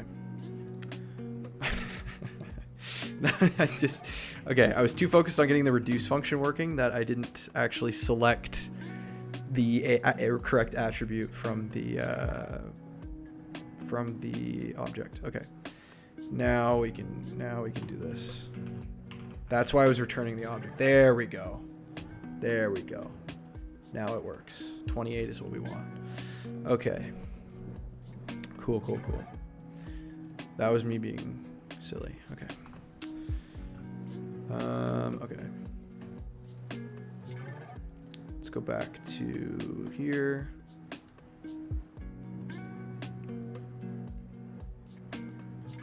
Create keyed object from array. Okay. This one has a sandbox with tests, so I think we'll use that instead. Okay. Create a function group by ID that creates an object from it with ID as the key and array items as values.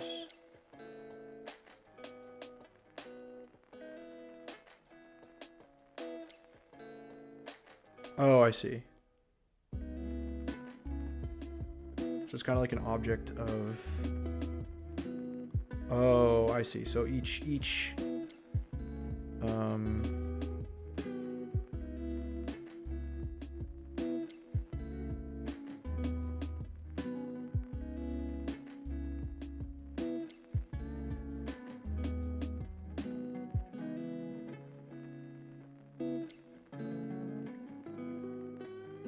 please use array.reduce method.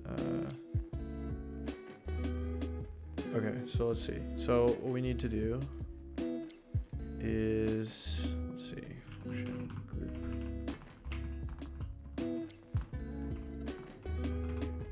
Wait, was this the right? Oh, group by ID. Silly. Users. Is that the right? Is that what it's looking for? Okay.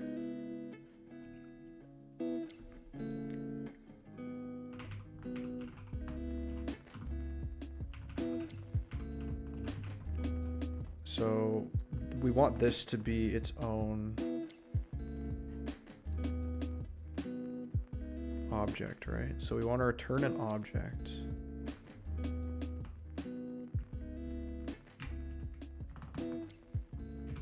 That's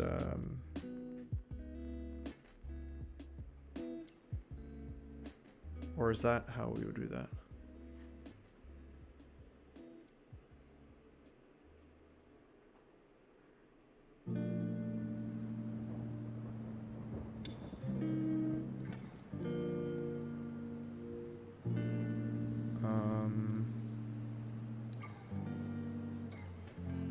Just trying to think about how to do this. Users dot. Well, let's just start with this. Users dot reduce. Let's just get this logic in here first. So we want the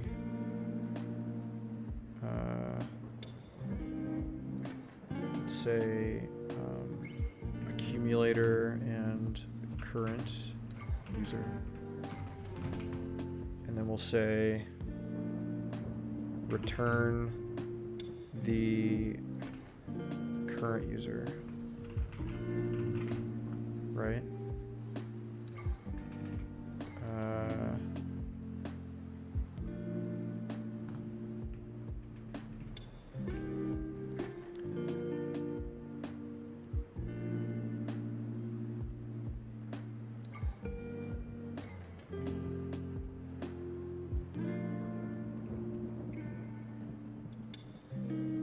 So we have to get the, I don't actually know if this will work. Current user dot ID. I actually don't know if that will work or not. I kind of want to see what this outputs.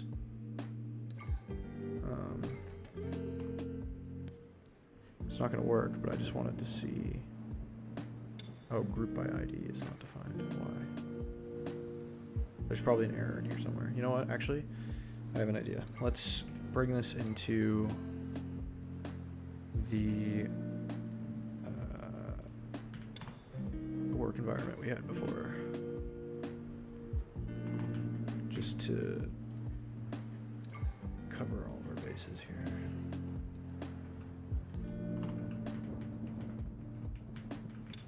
Make sure we're not writing anything with errors.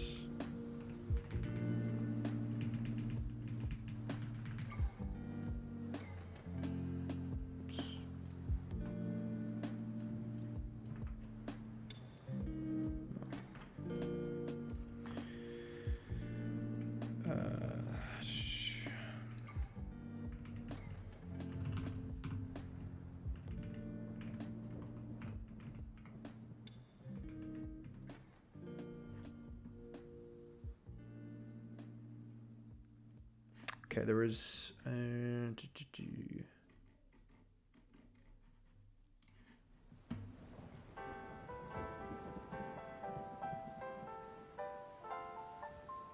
oh, can I just, okay, why is this not working?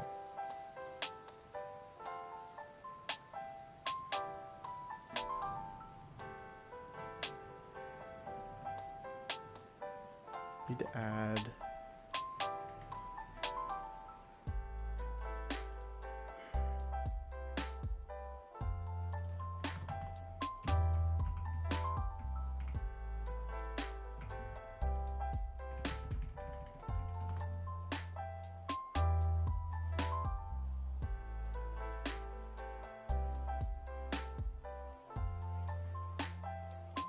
and map.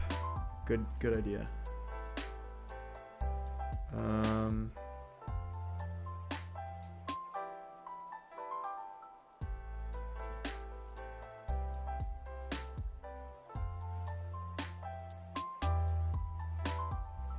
So we are, that's not what I'm trying to do.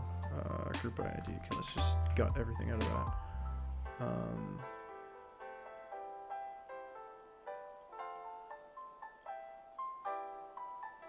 ID is as the key, so you know what we can do just to start. Let's just try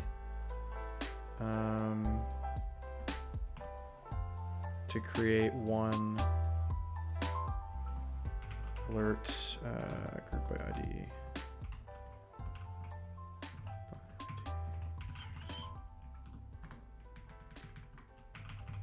Let's just do this as a test. So we can do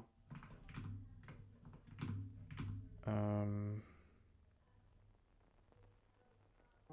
just gonna get one of these in here. So we can do an object with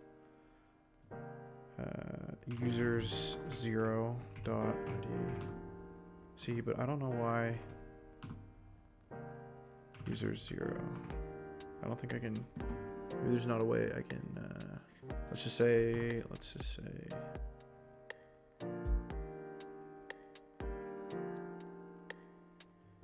Yeah, that's true. I honestly, I'm.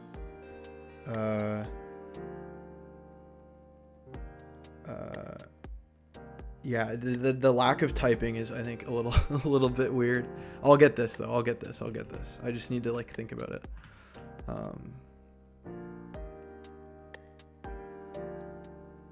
JavaScript objects are dynamic, meaning objects are dictionary. Yeah. So it's just like key value pairs. I know that. So it's just I'm just figuring out the syntactic sugar here. Yes, that's true.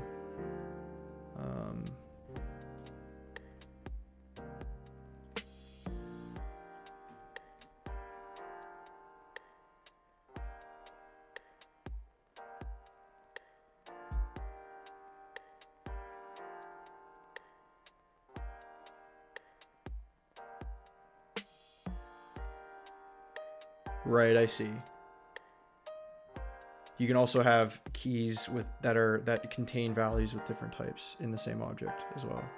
I mean, I think that's true for most object-oriented languages, but you don't have to explicitly declare what the type is.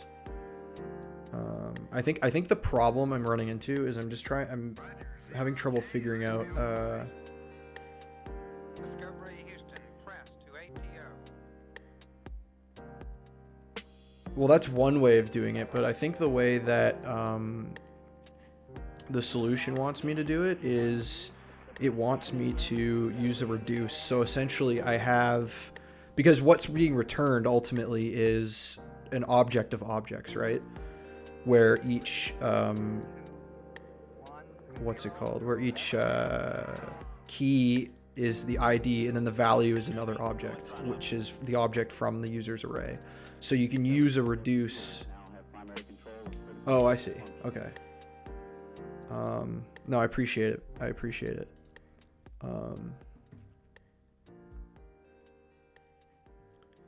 I'm just kind of explaining my kind of thought process behind this. I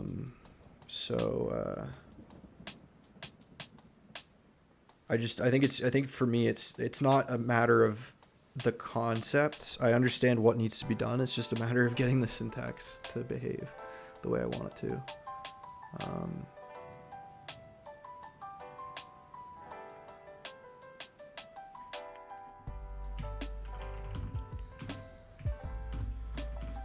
So let's just say test 0, 0. Yeah, see, there's something it doesn't like this syntax. So what I'm trying to do is I'm trying to create a new object here that is being returned from this group by ID function, just as a test. And I'm trying to make the key the ID attribute from this object, which is I'm just grabbing the first element of the user's array. But it doesn't like that for some reason. I don't know why. Saying comma expected because there's no. But then what if I tried the bracket method here? Because if I just did like that works.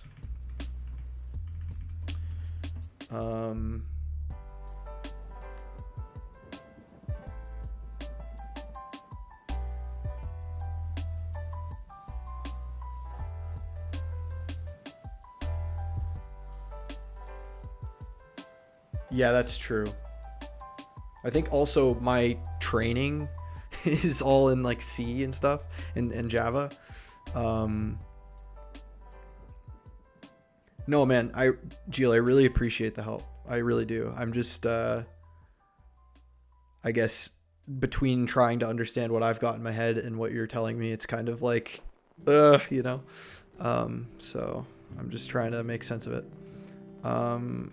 So like, but if I did this, whoops.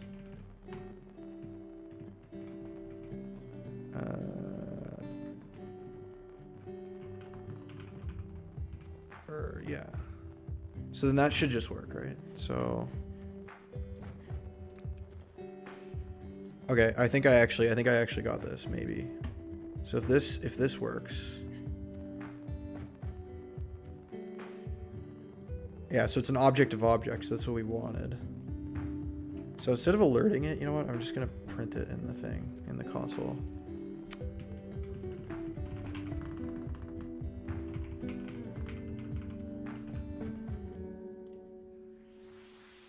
Yeah, perfect. Okay, that's what I wanted. That's what I wanted. Okay, so now what we can do is we can do a return. I don't know if this is gonna work. Dot reduce, and then we do a accumulator and oh no, because we need to set this as a. This is. I can do it without reduce. I think I just need to.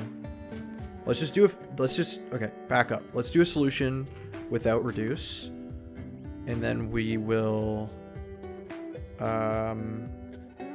Go from there. So let's just do that. Let's just do a for loop.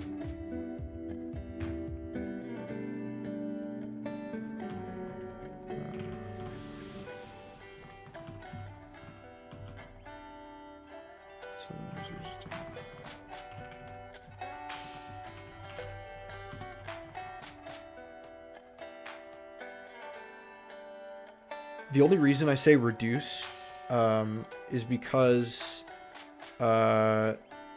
the problem right here, create keyed object from array, it says please use an array dot reduce method in the solution.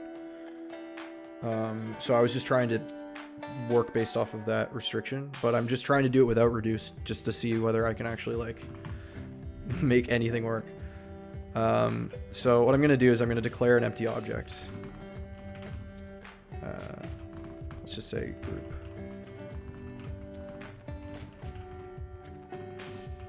Okay. And then we're going to say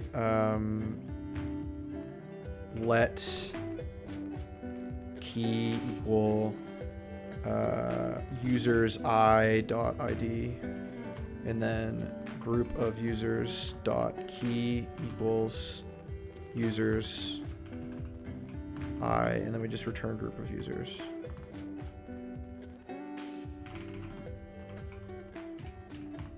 I think that would work, right?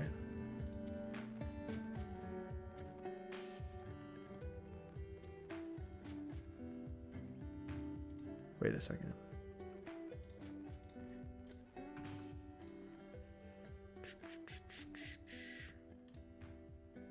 Oh, is there...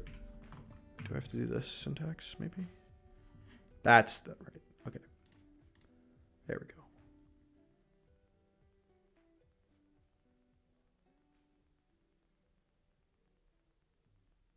Right.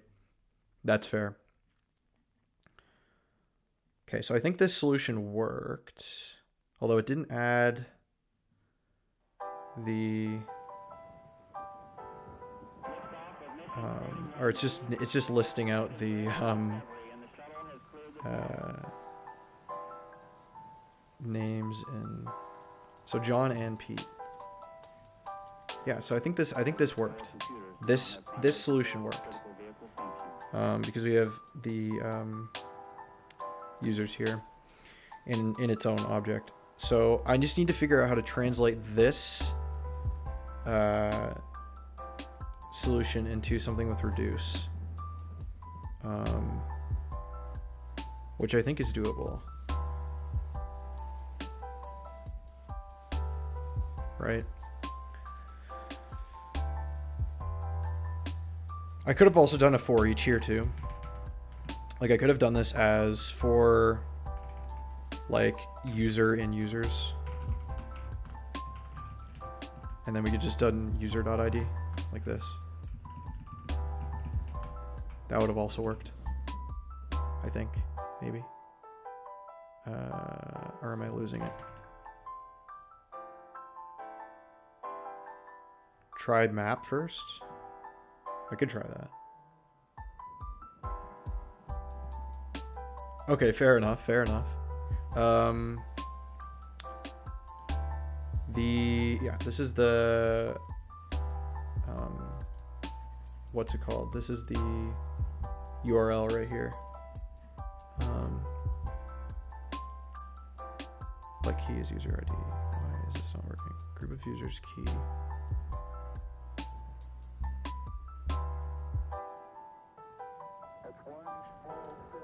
Just don't know why this is undefined. It's adding.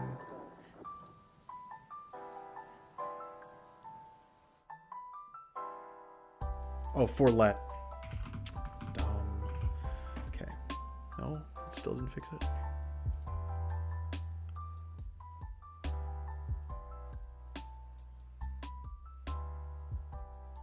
Or I could just also do a for each here too, I think. For each, or users.for each.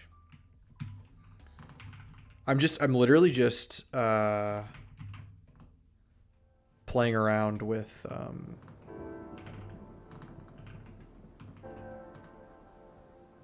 think, is it right?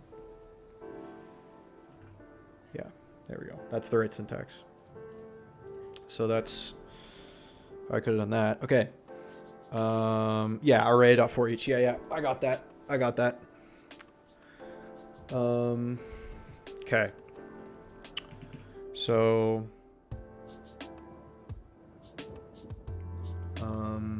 so that's that solution. So that works. Now I just need to figure out how to do this with reduce. So that's our solution.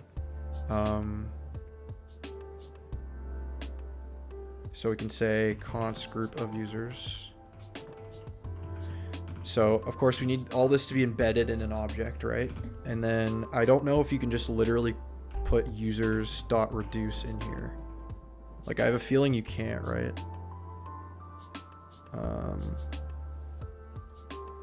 Because I need this to all be in an object.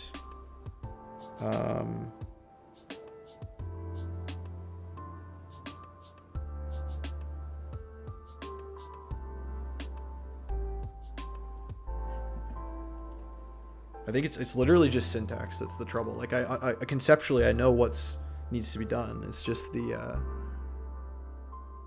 syntax. Where was my reduce syntax here?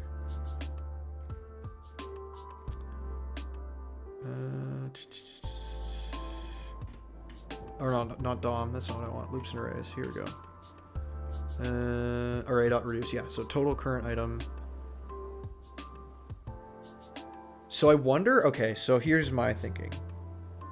So what if I have the initial value? I see what I can do. Okay, so what I can do is I can do users.reduce, right? And then we can do a, let's just do accumulator and current user, okay? And then we make the initial value an empty object, right? Maybe. Can accumulator be an object? That's what I'm wondering. I think so. I think it's any type, right? I think I can just do this. Return, like, can I just, I wonder if I can do, like, let key equal current user dot ID, and then we say,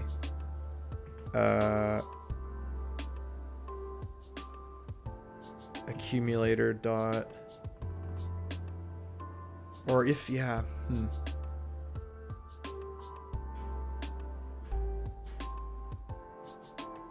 That's a good question. I don't know, but I'm assuming so because we're initializing it to an empty object here. So we can say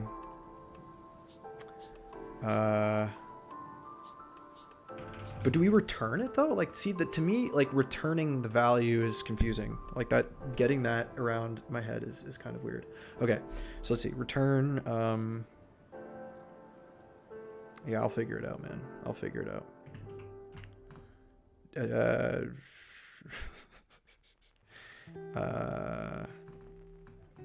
Or do we even need to return anything?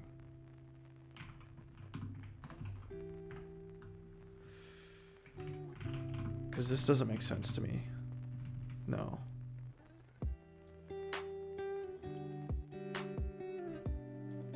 I might just honestly look at the solution at this point.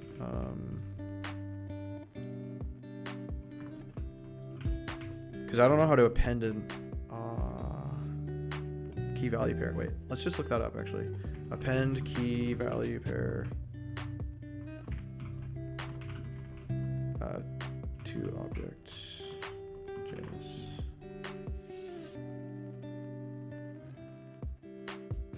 Yeah, see, okay. So do I even need to return anything? I don't think so. Oh, it's just equals, isn't it? That should work, right? Can I say properties of undefined? You gotta go soon? That's okay. I'm gonna go soon as well. I'm gonna go to, after this exercise. Well, actually, you know what I'll do? I'll do what's it called? I'll do these, and then I'll do the JavaScript exercises, and then I'll go. But that's okay. You can go if you need to. Jill and I are hanging out.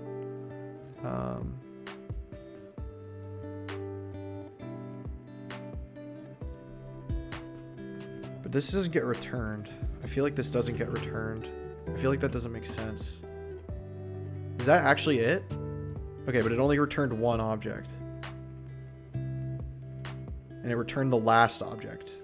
So what it's doing is it's just returning a new one. It's not actually adding it to, like when I do this, right? It's just returning a new key value pair. It's not actually accumulating.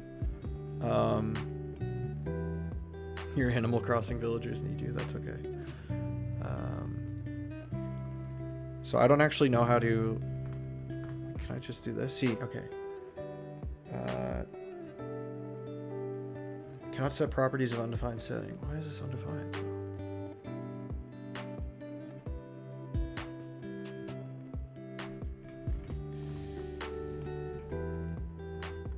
Maybe it wants to be like that. No. Okay. I kind of give up.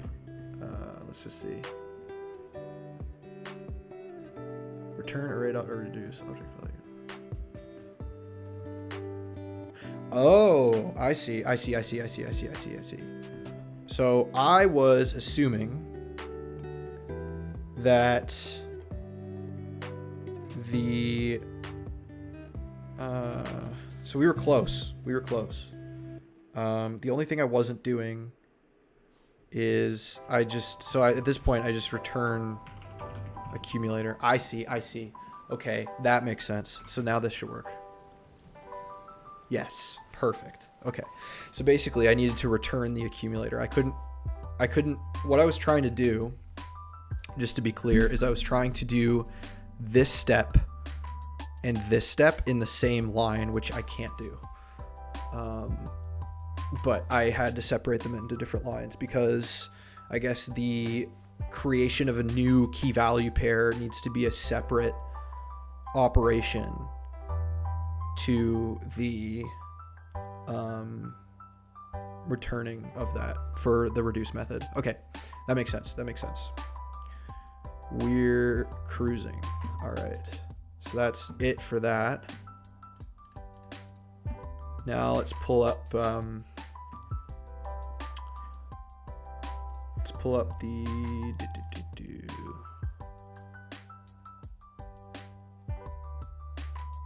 Oh yeah, the zoom's gonna be an issue. You know what? I can increase the font size of my code a little bit if you'd like.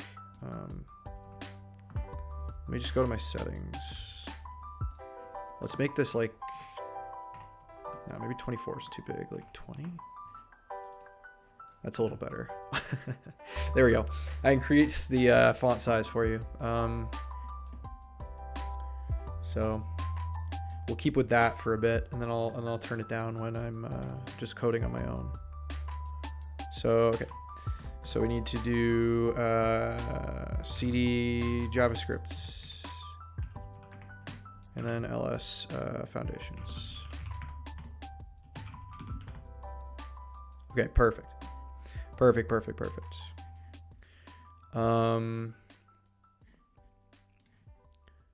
Okay, so let's open up the calculator The goal for this exercise is to create a calculator that does the following: add, subtract, sum, multiply. Wait, is this just... Oh, it exports an object that... So you're just literally writing... this is easy. Is this literally all this does?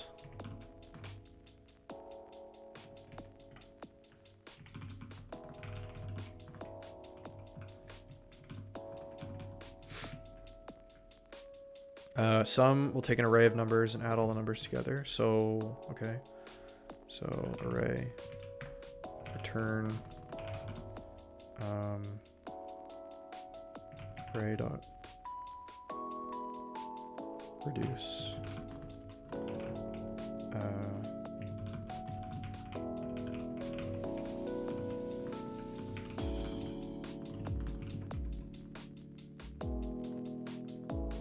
Oh, I don't need a return if it's not bracketed, so I think that works. Okay. Multiply.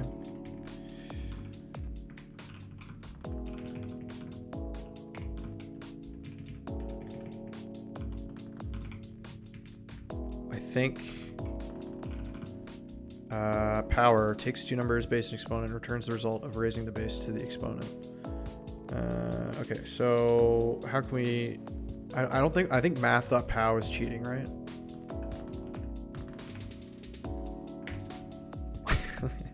Like, I feel like we could do it without that. There's probably a way to do it. I think they want us to use like reduce and map functions, so we'll just not do that. We'll just do for loops.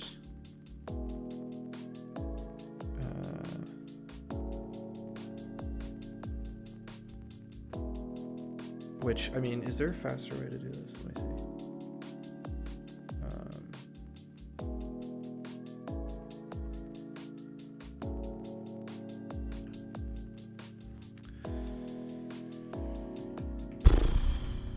Just do,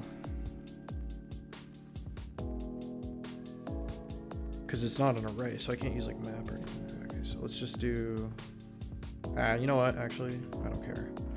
Let's just do this. Let's just do math.pow.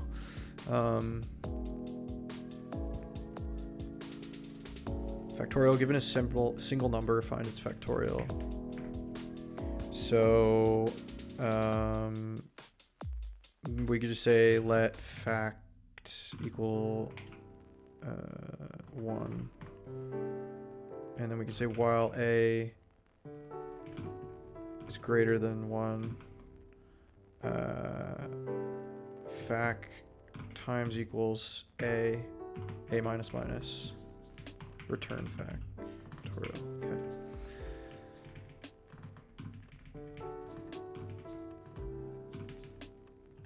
Okay, that should work. Cool. Cool. Alrighty. Let's test this out. So, what was it? npm test.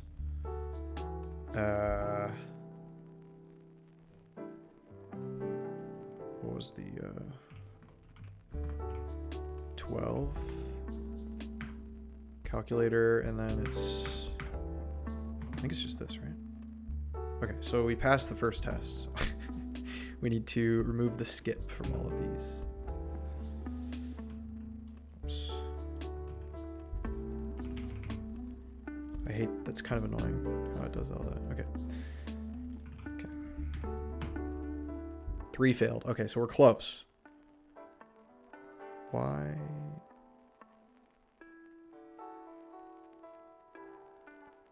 Oh, I didn't read the spec of the multiply. Oh, it takes an array of numbers and multiplies them all together. That's my bad.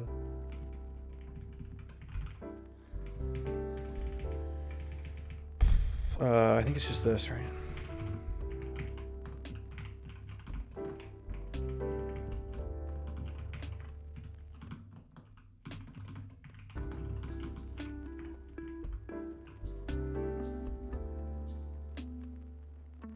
Computes the sum of an empty array.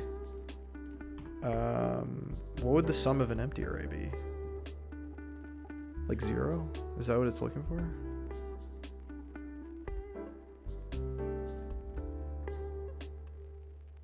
Type error. Wait, hold on. Reduce empty array with no initial value. Oh, okay. So if array, we can just do a guard clause here.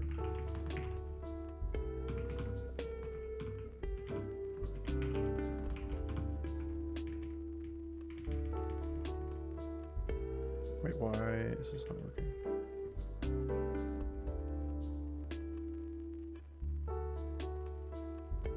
Oh.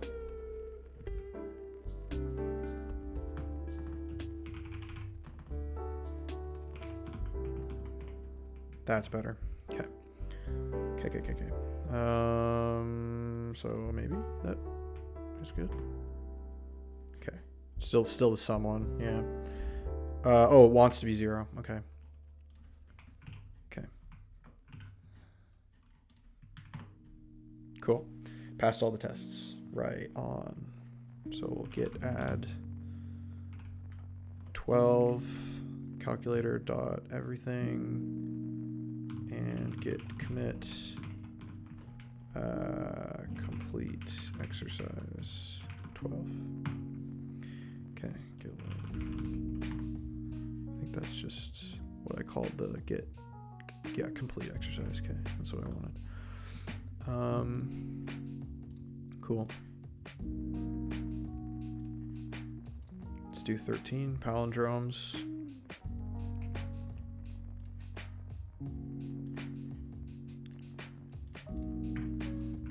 Palindrome is a string. Yeah, okay. Let's see.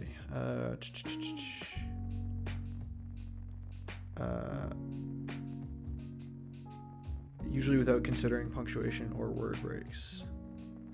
So let's just look in the spec here. Does it want to...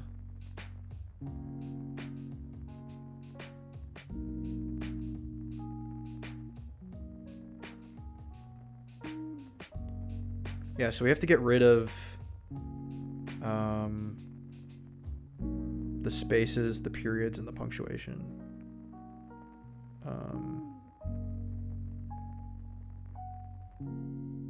So we can filter for that to start. So we can say a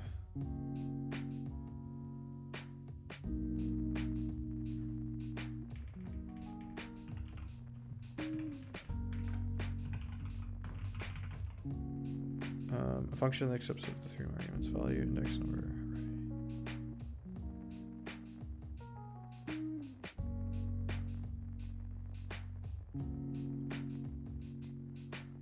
It should just be string filter. So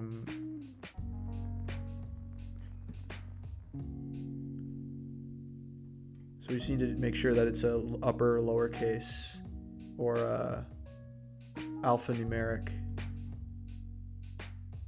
Okay, so you know what we can do actually? This is...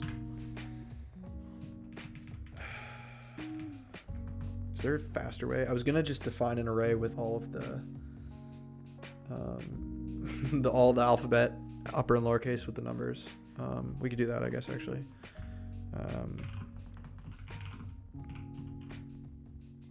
Or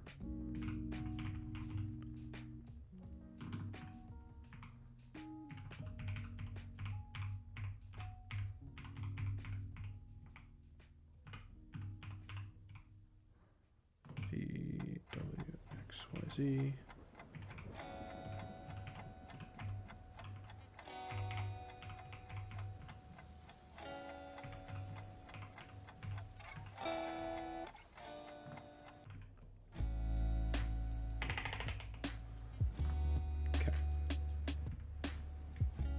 That's probably a bad way of doing it, but it's one thing. So then we could just do, I think I can just JS filter string, just because I want to make sure that the a single string can be filtered as an array of characters.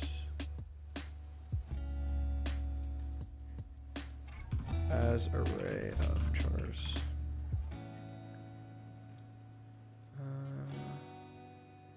I mean, I could also do a regex too, but we haven't technically learned regexes yet. Oh, okay, we can do that too.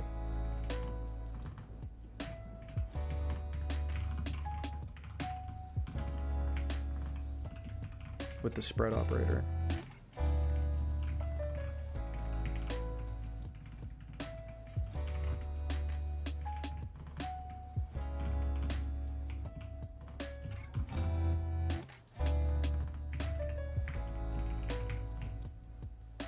Includes.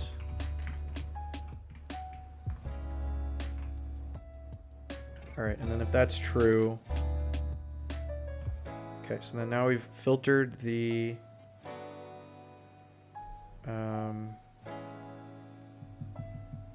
array, and then we can probably map it, right?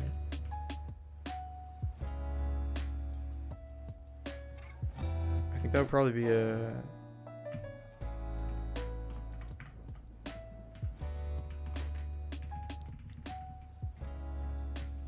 map. I think you can include the value index number. Okay, so then we can do the character and the index. And then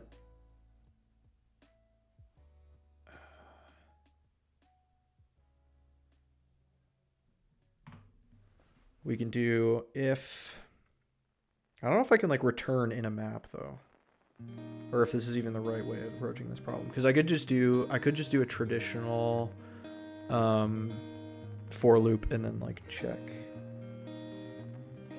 But I don't know if this works. We'll find out actually. I don't know if this is like bad. So let's just say if C is char. Can I reference char array in here?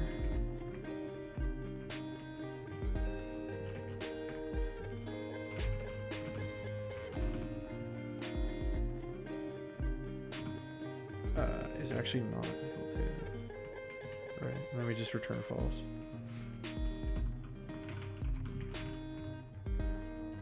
That might be cursed, actually.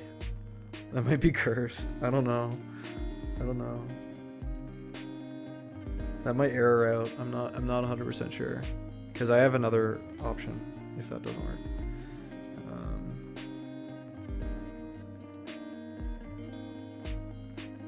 So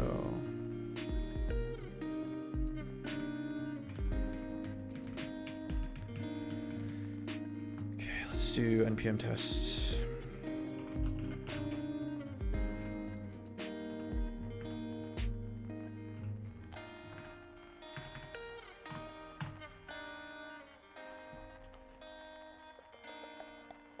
Oh, else.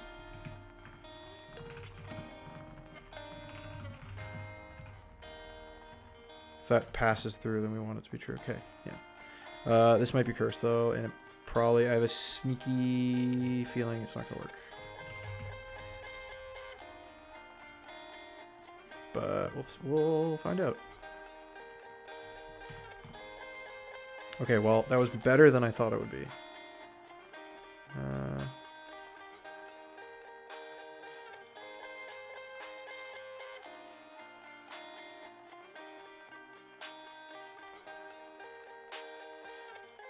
Doesn't always just return true. Did it ever return false? Maybe not. Okay, so this method doesn't work. Okay, that's fine. I have another idea. So what we can do is we can say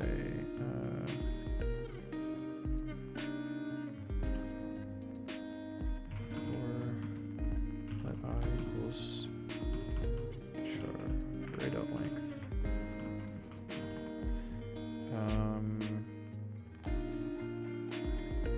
And then if char array I is not equal to char array dot length -1 minus I. Return false. Else return true. So that should work then. Oh, that made it even worse. Works with multiple words. I wish I could just print this out.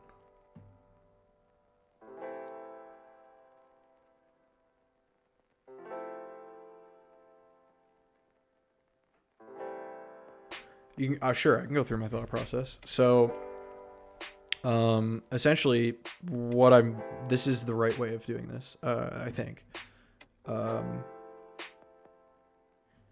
Okay, so I'll go through this. So the idea is to search for palindromes, right? And the idea is to filter out anything that isn't anything that isn't an alphanumeric character. So lowercase letter, uppercase letter, or a number, which I just kind of have in a dictionary here, like a string. So what I'm doing first is I'm using, I think this is just like basically separates the string into, what's it called? Into characters. So if I console logged, I don't know if console.log actually works.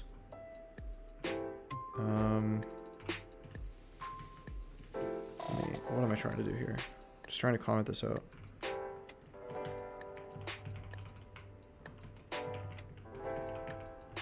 So then you have an array of characters, right? I don't actually know if the printing works. Oh yeah, it does. Okay. So see, basically, what this filter does here is it, or not filter, this, the 3 dots basically takes the string and chunks it into, it's just shorthand for grabbing all of the elements from the string, right? It puts all of that into an array called char array. Okay. All right. And then what I'm trying to do here is filter for only characters that are alphanumeric, right? So I just have this was probably a bad way of doing this, but I just have a string up here with all the alphanumeric characters and filter for each character. So then now if we print this guy, we should get, let's just retest here. Oh, it didn't work. Interesting. Why didn't that work? Weird.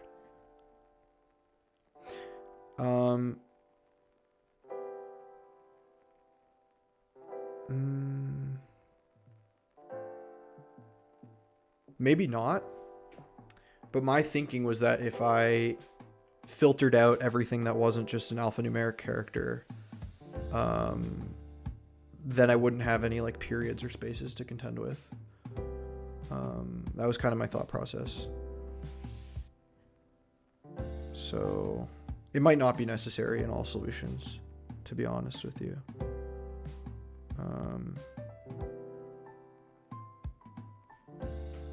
But I don't know why that's not removing the non-alphanumeric characters.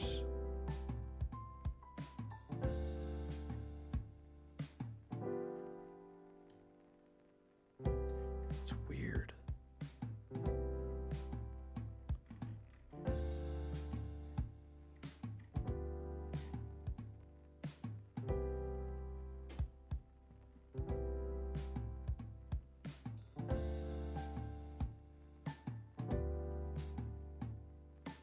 Yeah, it does. It does say here. Usually without considering punctuation or word breaks. So I'm assuming that... Okay. So it doesn't explicitly say the palindrome needs to be alphanumeric, but if you see here, it's kind of hard to read, I guess. Can I zoom this in? I can zoom that in, but is there a way to like zoom the... I'll just zoom this in temporarily. Whoa. Yeah. So right here, a palindrome is a string that's spelled the same forwards or backwards, usually without considering punctuation or word breaks. Yeah, okay. So I wasn't sure. That's probably the... So that's kind of what I'm going for.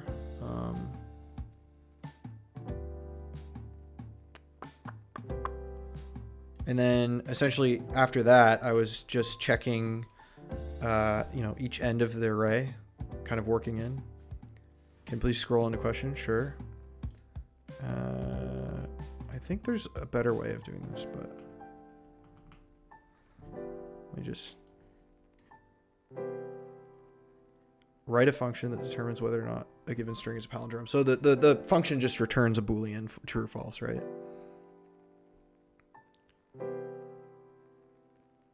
Maybe it said that alphanumeric is not there. What do you mean by that? I think this is the right zoom.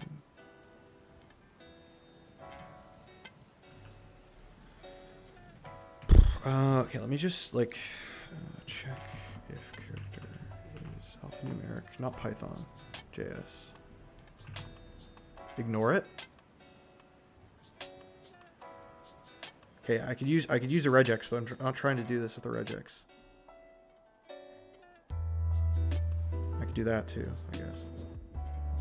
Sure.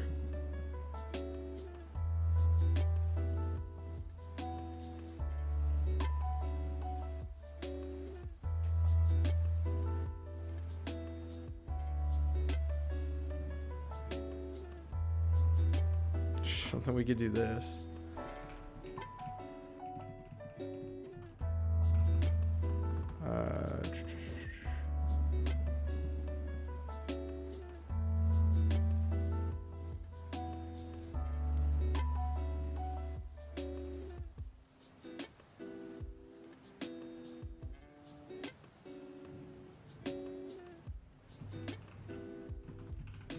I don't actually think.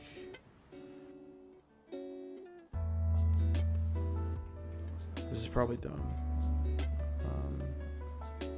Actually, you know what? I could probably just filter the... Okay. Let me just try this. Let me just try this. Let me just say...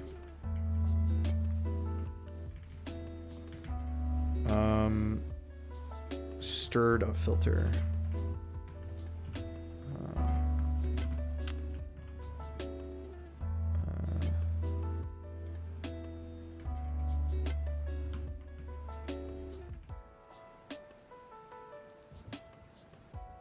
Char code at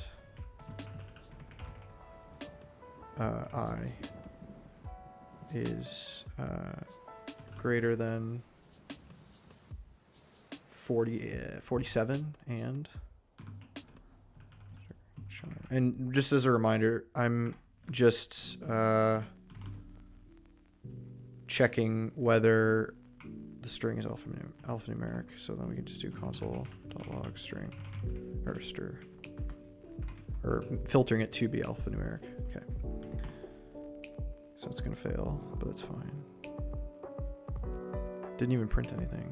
There's probably an error somewhere, right? Oh, because you can't filter over a string. You have to, okay, that makes sense, that makes sense, that makes sense. I don't know what I was thinking. We need to first separate it. I don't know if this works though. Oops.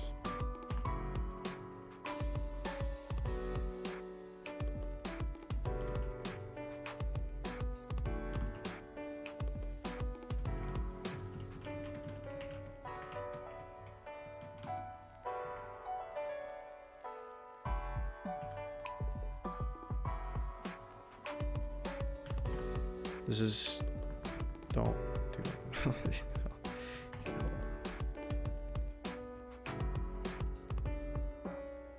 Dang. This is sloppy code. Char array dot filter. Hint, do you need to go through full loop? Well, so no, you don't. Because if you reach a point where I guess you could just ignore, you know what you could do? You could just do this actually. Let me think about it. Let's do it this way. We could have 2 pointers. So we can do it this way.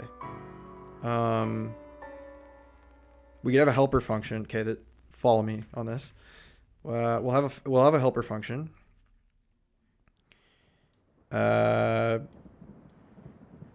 Here. Okay.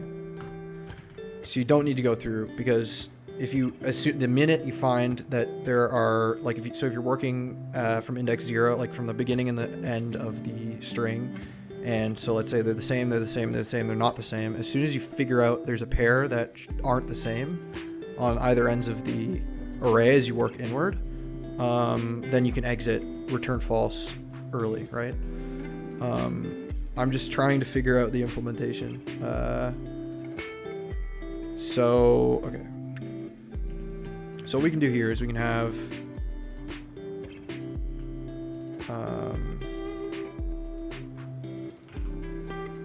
early, let's just say start, let's just say start pointer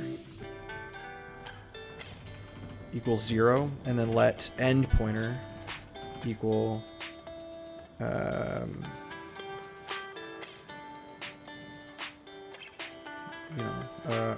char array dot length -1. You do it this way.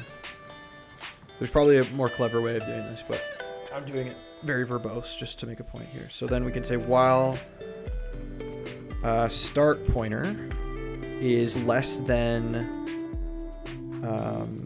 char array dot length divided by 2, and then we want to math dot floor this value and add 1, just so that, okay, so while the start pointer is before halfway through the array, right? What we do is we first check whether the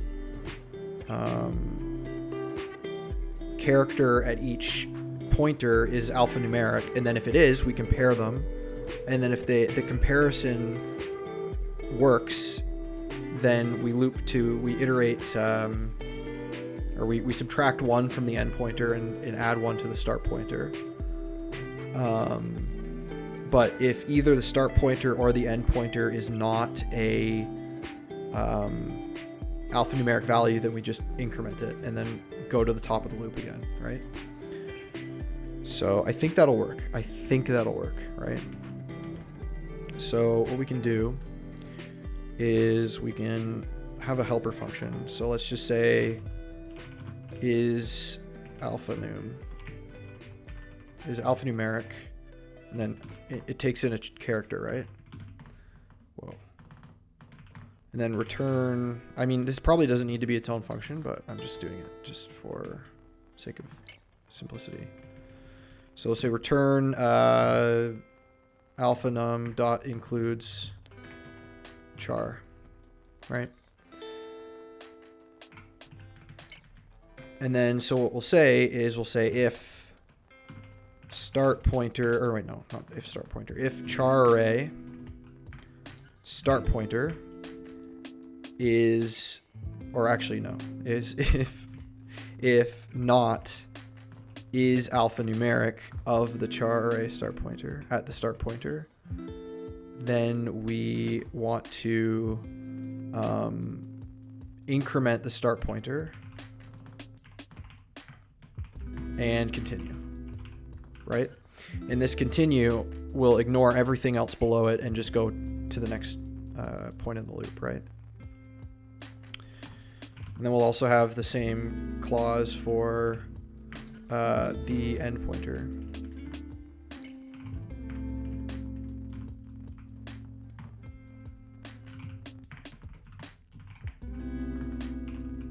right? So then if these both pass, so let me, whoa, that's not what I wanted to do. Okay. If these both pass, then we get down to here, which means that both the character at the start pointer and the end pointer are alphanumeric, so then they can be compared. So then we can also say if char array start pointer is equal to char array end pointer, then we increment both start pointer and end pointer, right? We move them both inward. And then we don't have to put a continue because we're already at the end of the loop, right? Else, actually, you know what? There's a better way of doing this. We can just say if not equals.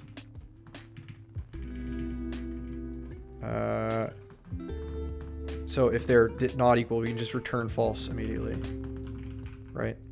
Otherwise, increment the start and end pointer like that. So I think that works, or it should anyway. I hope. Assuming this is alphanumeric function works, which it should.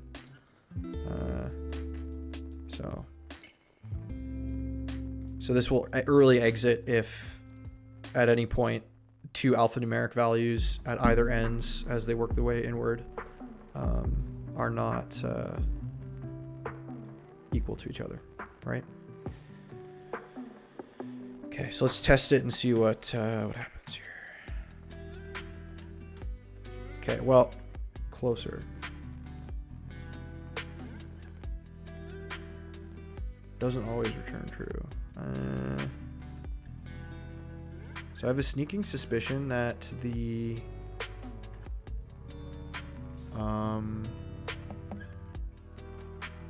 let's do a test.skip for all of these.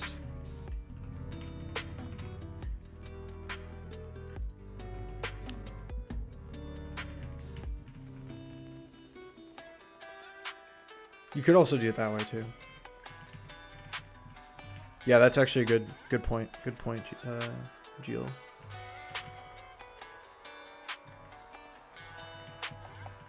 What were the tests that were failing? Works unevenly spaced numbers in a string.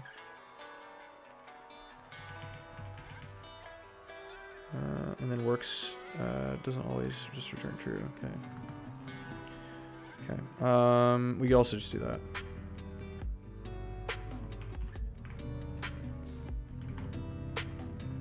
Yeah, so there is, I think, I have a feeling that this alphanumeric function, for whatever reason, is not working.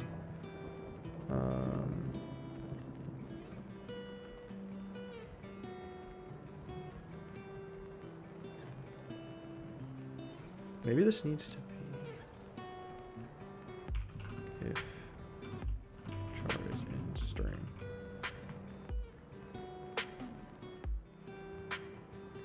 JS. Oh, you know why? I know why. Because weird. Wait a second. Never mind. This should work, right? According to the gods of AI here.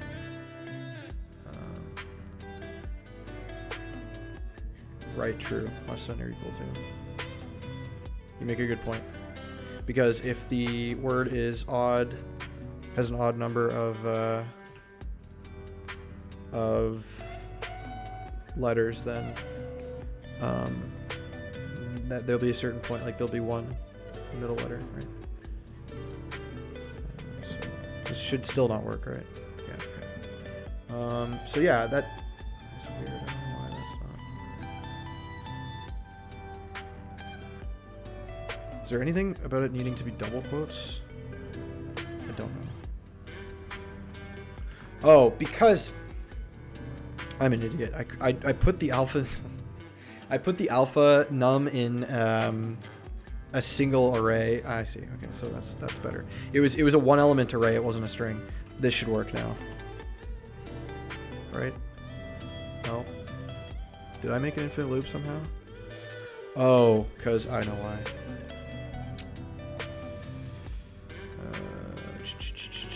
Yeah, that was dumb. I don't know why I did that. That was I was assuming that that's not how it was working. So the includes function wasn't working. Okay, now we hit a issue with some sort of infinite loop. I don't know where. Because, okay, so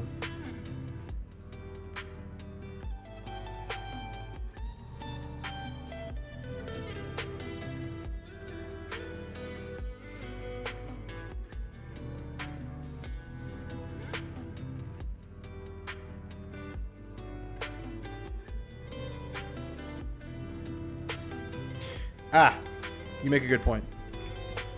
Correct. It needs to go down. Oops. There we go. We got it. All right. Let's just undo all of the tests. Thank you for your help. I appreciate that. Okay. It's also like late here for me, so I'm like brain is not working. There we go.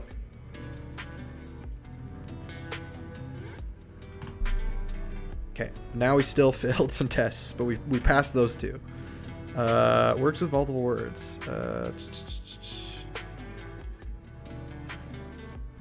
Let's see.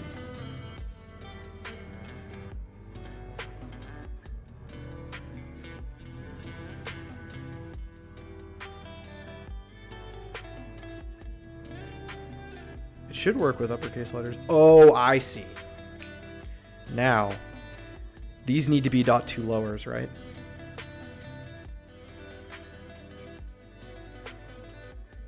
Okay, you want to try without? So I know why, because it's case insensitive. So the reason why these are failing is because the case doesn't matter for the palindrome as long as the actual what's it called? As long as the letter or number is the same. So what I actually have to do here is I need to do .2 lowercase. Right?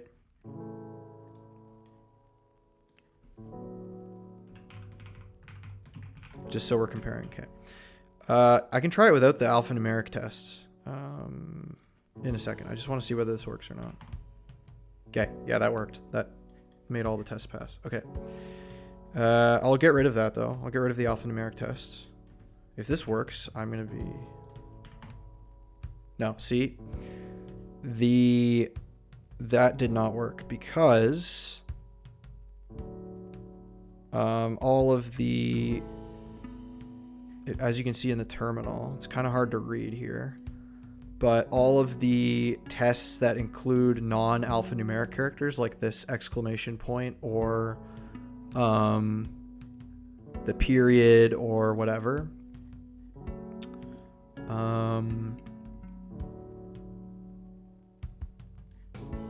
are failing.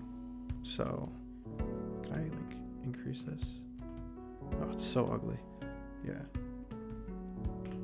So basically, yeah, alphanumeric, all alphanumeric means is you're just filtering the,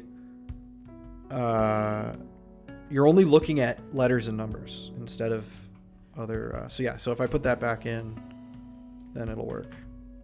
Yeah, perfect. Cool. All right, I think I got one more exercise in the tank and then I'll end stream. So thanks for sticking along though, this long. I appreciate it. You actually... Oh, I see. Right. But in the test cases, you have to account for the alphanumeric nature of the... yeah, it's confusing. Because some of the tests here, right? Like some of the... Like one of the tests is you have to test the whether this phrase, a car, a man, or a maraca is a palindrome. And it is a palindrome because if you look at just the letters, you have AA and then CC and then AA again, right? Hey man, I appreciate it. Or, well, I appreciate that, you know, you think that and that we went through this, even though it was kind of a bit of an arduous process. But yes, that is why I'm doing this.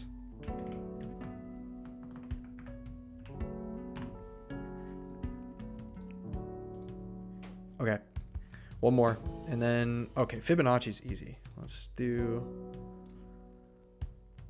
so, okay, so what do we want here? A series of numbers in which each number is the sum of the two preceding numbers. So, okay, so that's just like, it takes in, what does it take in? Oh yeah, the number of iterations. So we can just do, we'll say n, and then we'll say let A equals 1, let B equals 1, let C equals 1, okay? And then we'll say, I'm just trying to think of whether I should use a while or for. I mean, it doesn't really matter.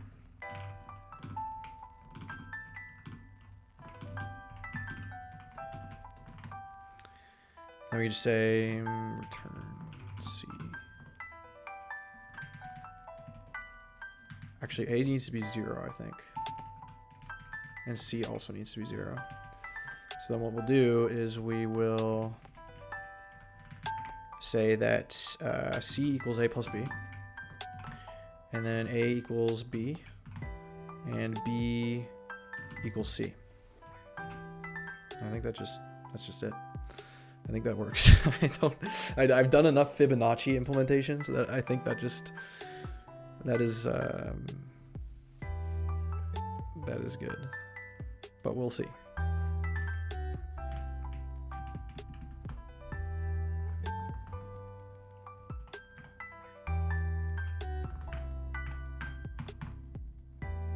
Oh, never mind.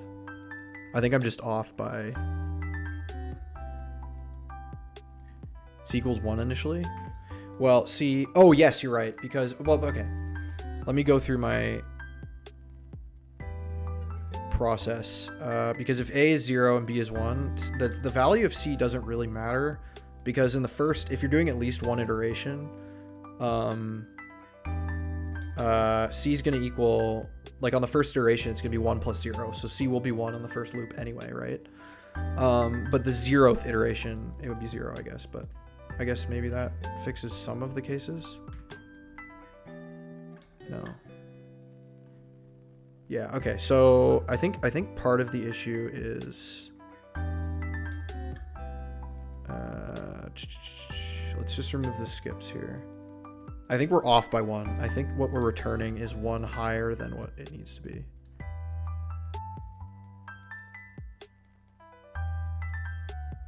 C is A plus B. Yeah. So 1, 1, 2, 3.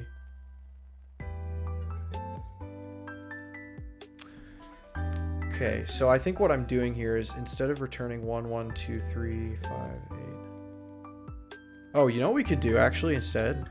We just return, okay, so let me see. So if B is 0, 0 plus 1, 0. So if we just return B instead of C, I think that'll fix our problem. No? Why? Because it received 5, so I'm assuming that it's 1 ahead. Our algorithm is 1 ahead of...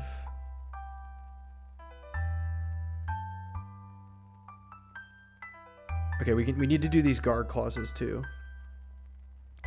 0th Fibonacci number is 0. We can just have a guard clause. We'll just do a couple guard clauses here.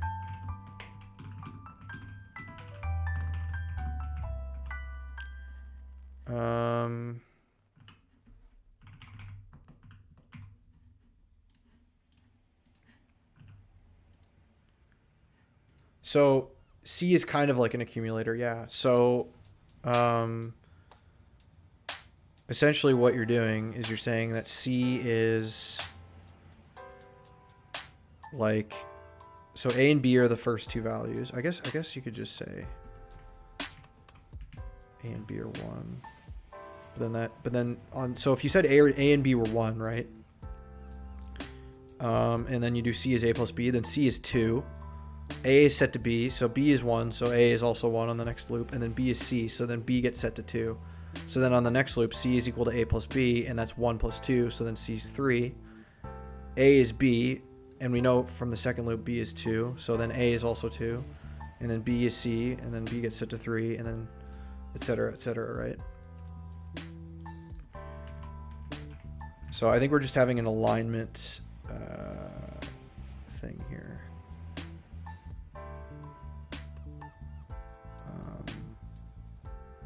I just need to, can I?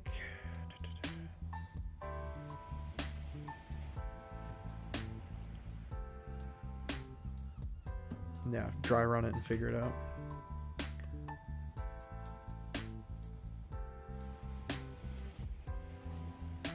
Yeah, so, okay, so Fibonacci of 2, it needs to be 1. So let me just think through this. Oh, you know what we could do, actually? Hold on.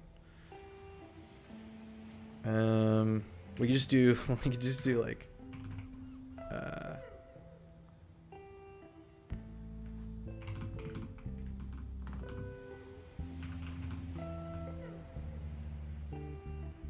you add something wrong. I might.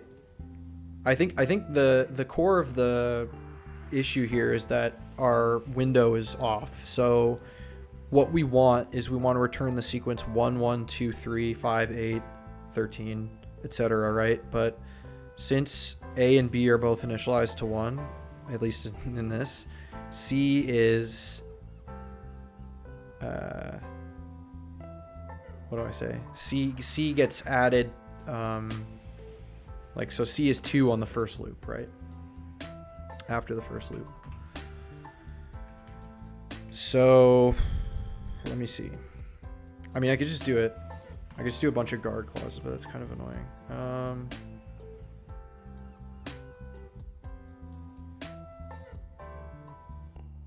And then N also needs to be, N can also be a string, right? So we have to parse it.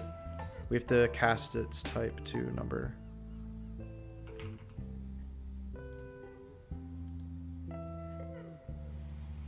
Oh, I already got rid of those. Okay.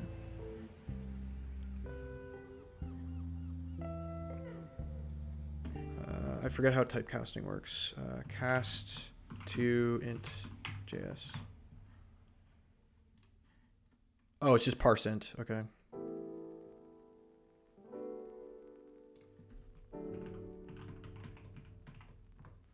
But if I parse int include,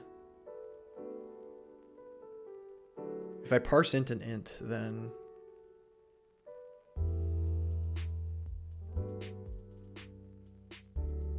initialize C.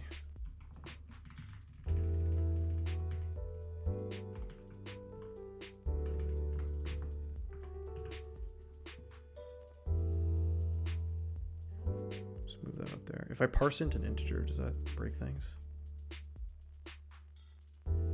Actually, you know what? Let's just do that up here. If type of n equals string, then n equals parse int n. Okay, so that handles strings now. Actually, and then we want that to be first, don't we? Just getting the guard clauses out of the way. Yeah, so 2 passed. So the ones that passed should be 0. Yep, 0th Fibonacci is 0, and then it does accept strings for that. But now it's just our sliding windows off. Yeah, so 21, 34, 55. So yeah, we're 2 ahead of the game here. So then,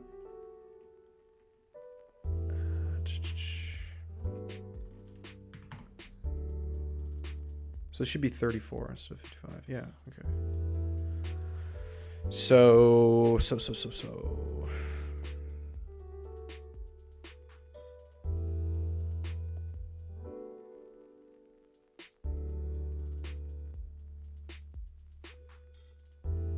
I think now if we just return B, then it should work.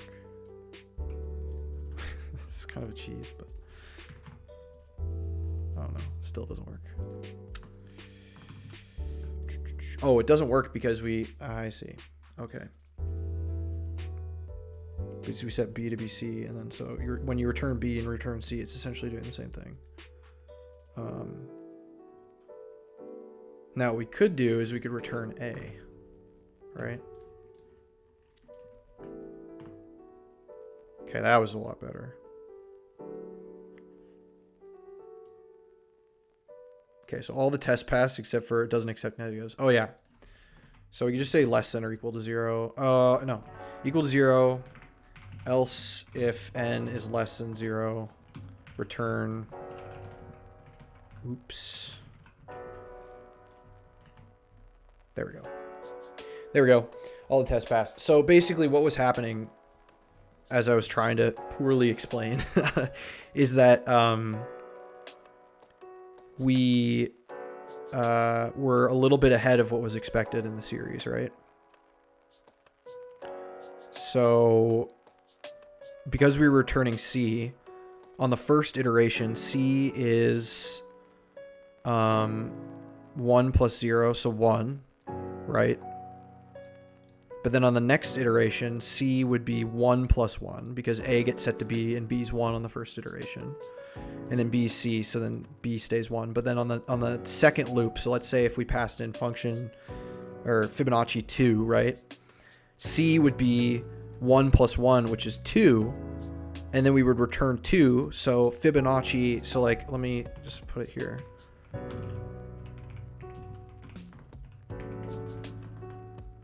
So what we were having is our Fibonacci 2 would equal 2, right? By returning C. But instead, if we return A is kind of like a little bit smaller because A starts at, because for the first 2 iterations, A is 1, right? Well, it's actually 0 for the first iteration, and then it's 1 for the next 2. So essentially what our sequence was returning, instead of 1, 1, 2, 3, 5,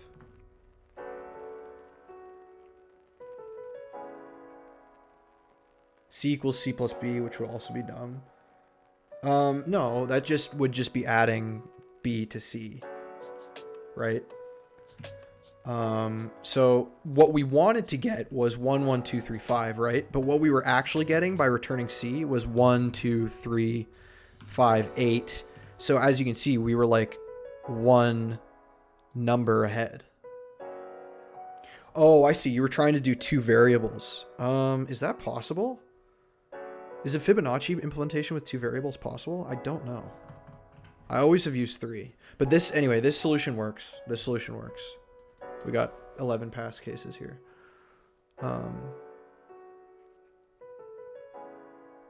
So is a Fibonacci sequence implementation possible with 2 variables?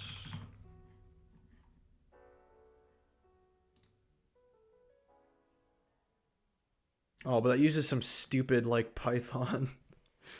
Okay.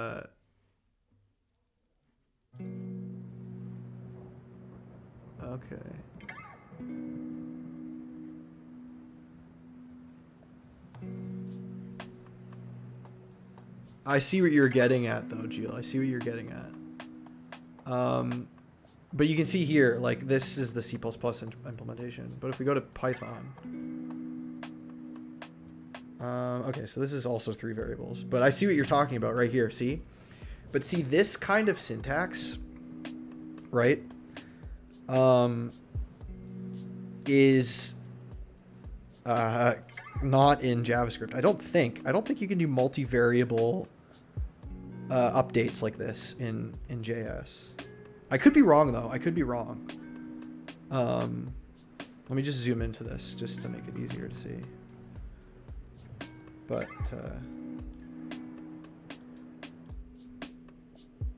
Yes. What you're describing is essentially this, which is a Python implementation.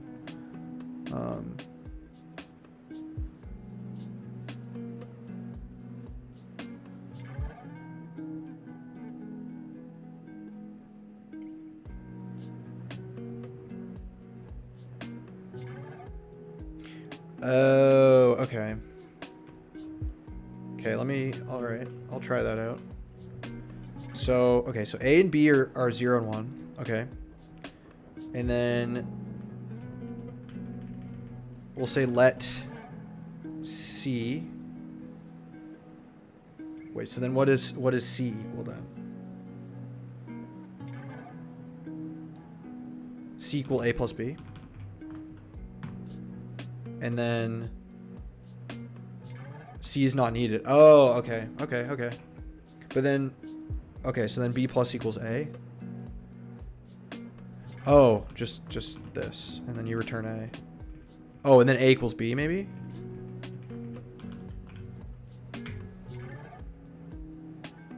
I see what you're saying.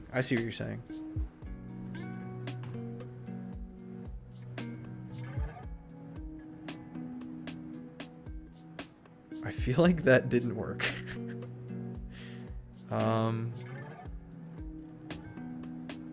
Because A needs to be...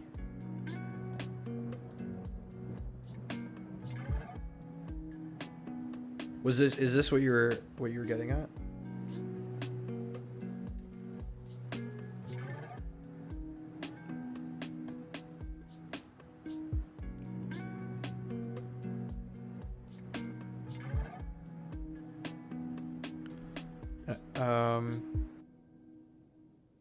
It's because B is changed before A equals B, but that would be important because if A equals B, oh, I see what you mean. Okay, wait.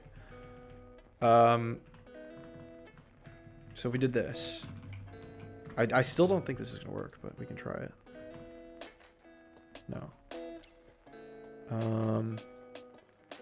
I have a fishy feeling this is doing something not. See, to me, these look like exponential values. Like, these look like powers of 2, no? I think. Yeah, I think 3 variables is needed. Because I think, okay. So for sake of example, I'm going to get, like... Is there, like, a drawing? Like, draw a note. Or paint. Let's just do this... So let's just do this your method on this. So let's say A is, so on the first iteration, A, oh god, this is terrible. That is not what I want. Okay, so that's a little better. Some line thickness on this guy. Can I get line thickness? I'm gonna spend too much time playing with this. Options. No, I just want to go through this because I'm curious as well. Paint online. Okay, this is better. So if we go 1, A equals 0, B equals 1, 2. We do, and then so on the A equals B, so we get A equals 1, and then B plus equals A, so B equals 1 plus 1, so then B equals 2, right? And then on the third iteration, we have A equals 2. Yeah, and then B is 2 plus 2, which is 4, right? You see where this is going? So this is just powers of 2. So then A will be 4, and then B will be 8, because 4 plus 4 is 8. And then, so it's just powers of 2, using the way that you said. I think you need that third variable so that, because what you're doing is you're modifying the, I don't think you can modify the accumulator. Actually, I don't know. I honestly don't know. But basically this method just results in exponentials, like powers of 2. So yeah, it was C equals A plus B, B, A equals B, B equals C. Should just do it. Yeah.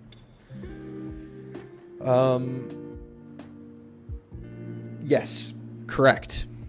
That's exactly right.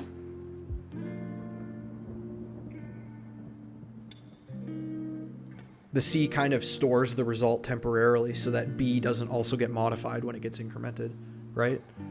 Kind of, sort of. Yeah. I've also just done Fibonacci implementations before, so. No, Jill, don't worry about it, man. You're all good, my friend. You're all good.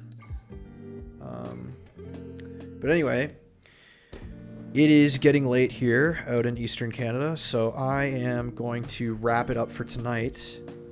Or I guess it's for you, it's the morning, huh?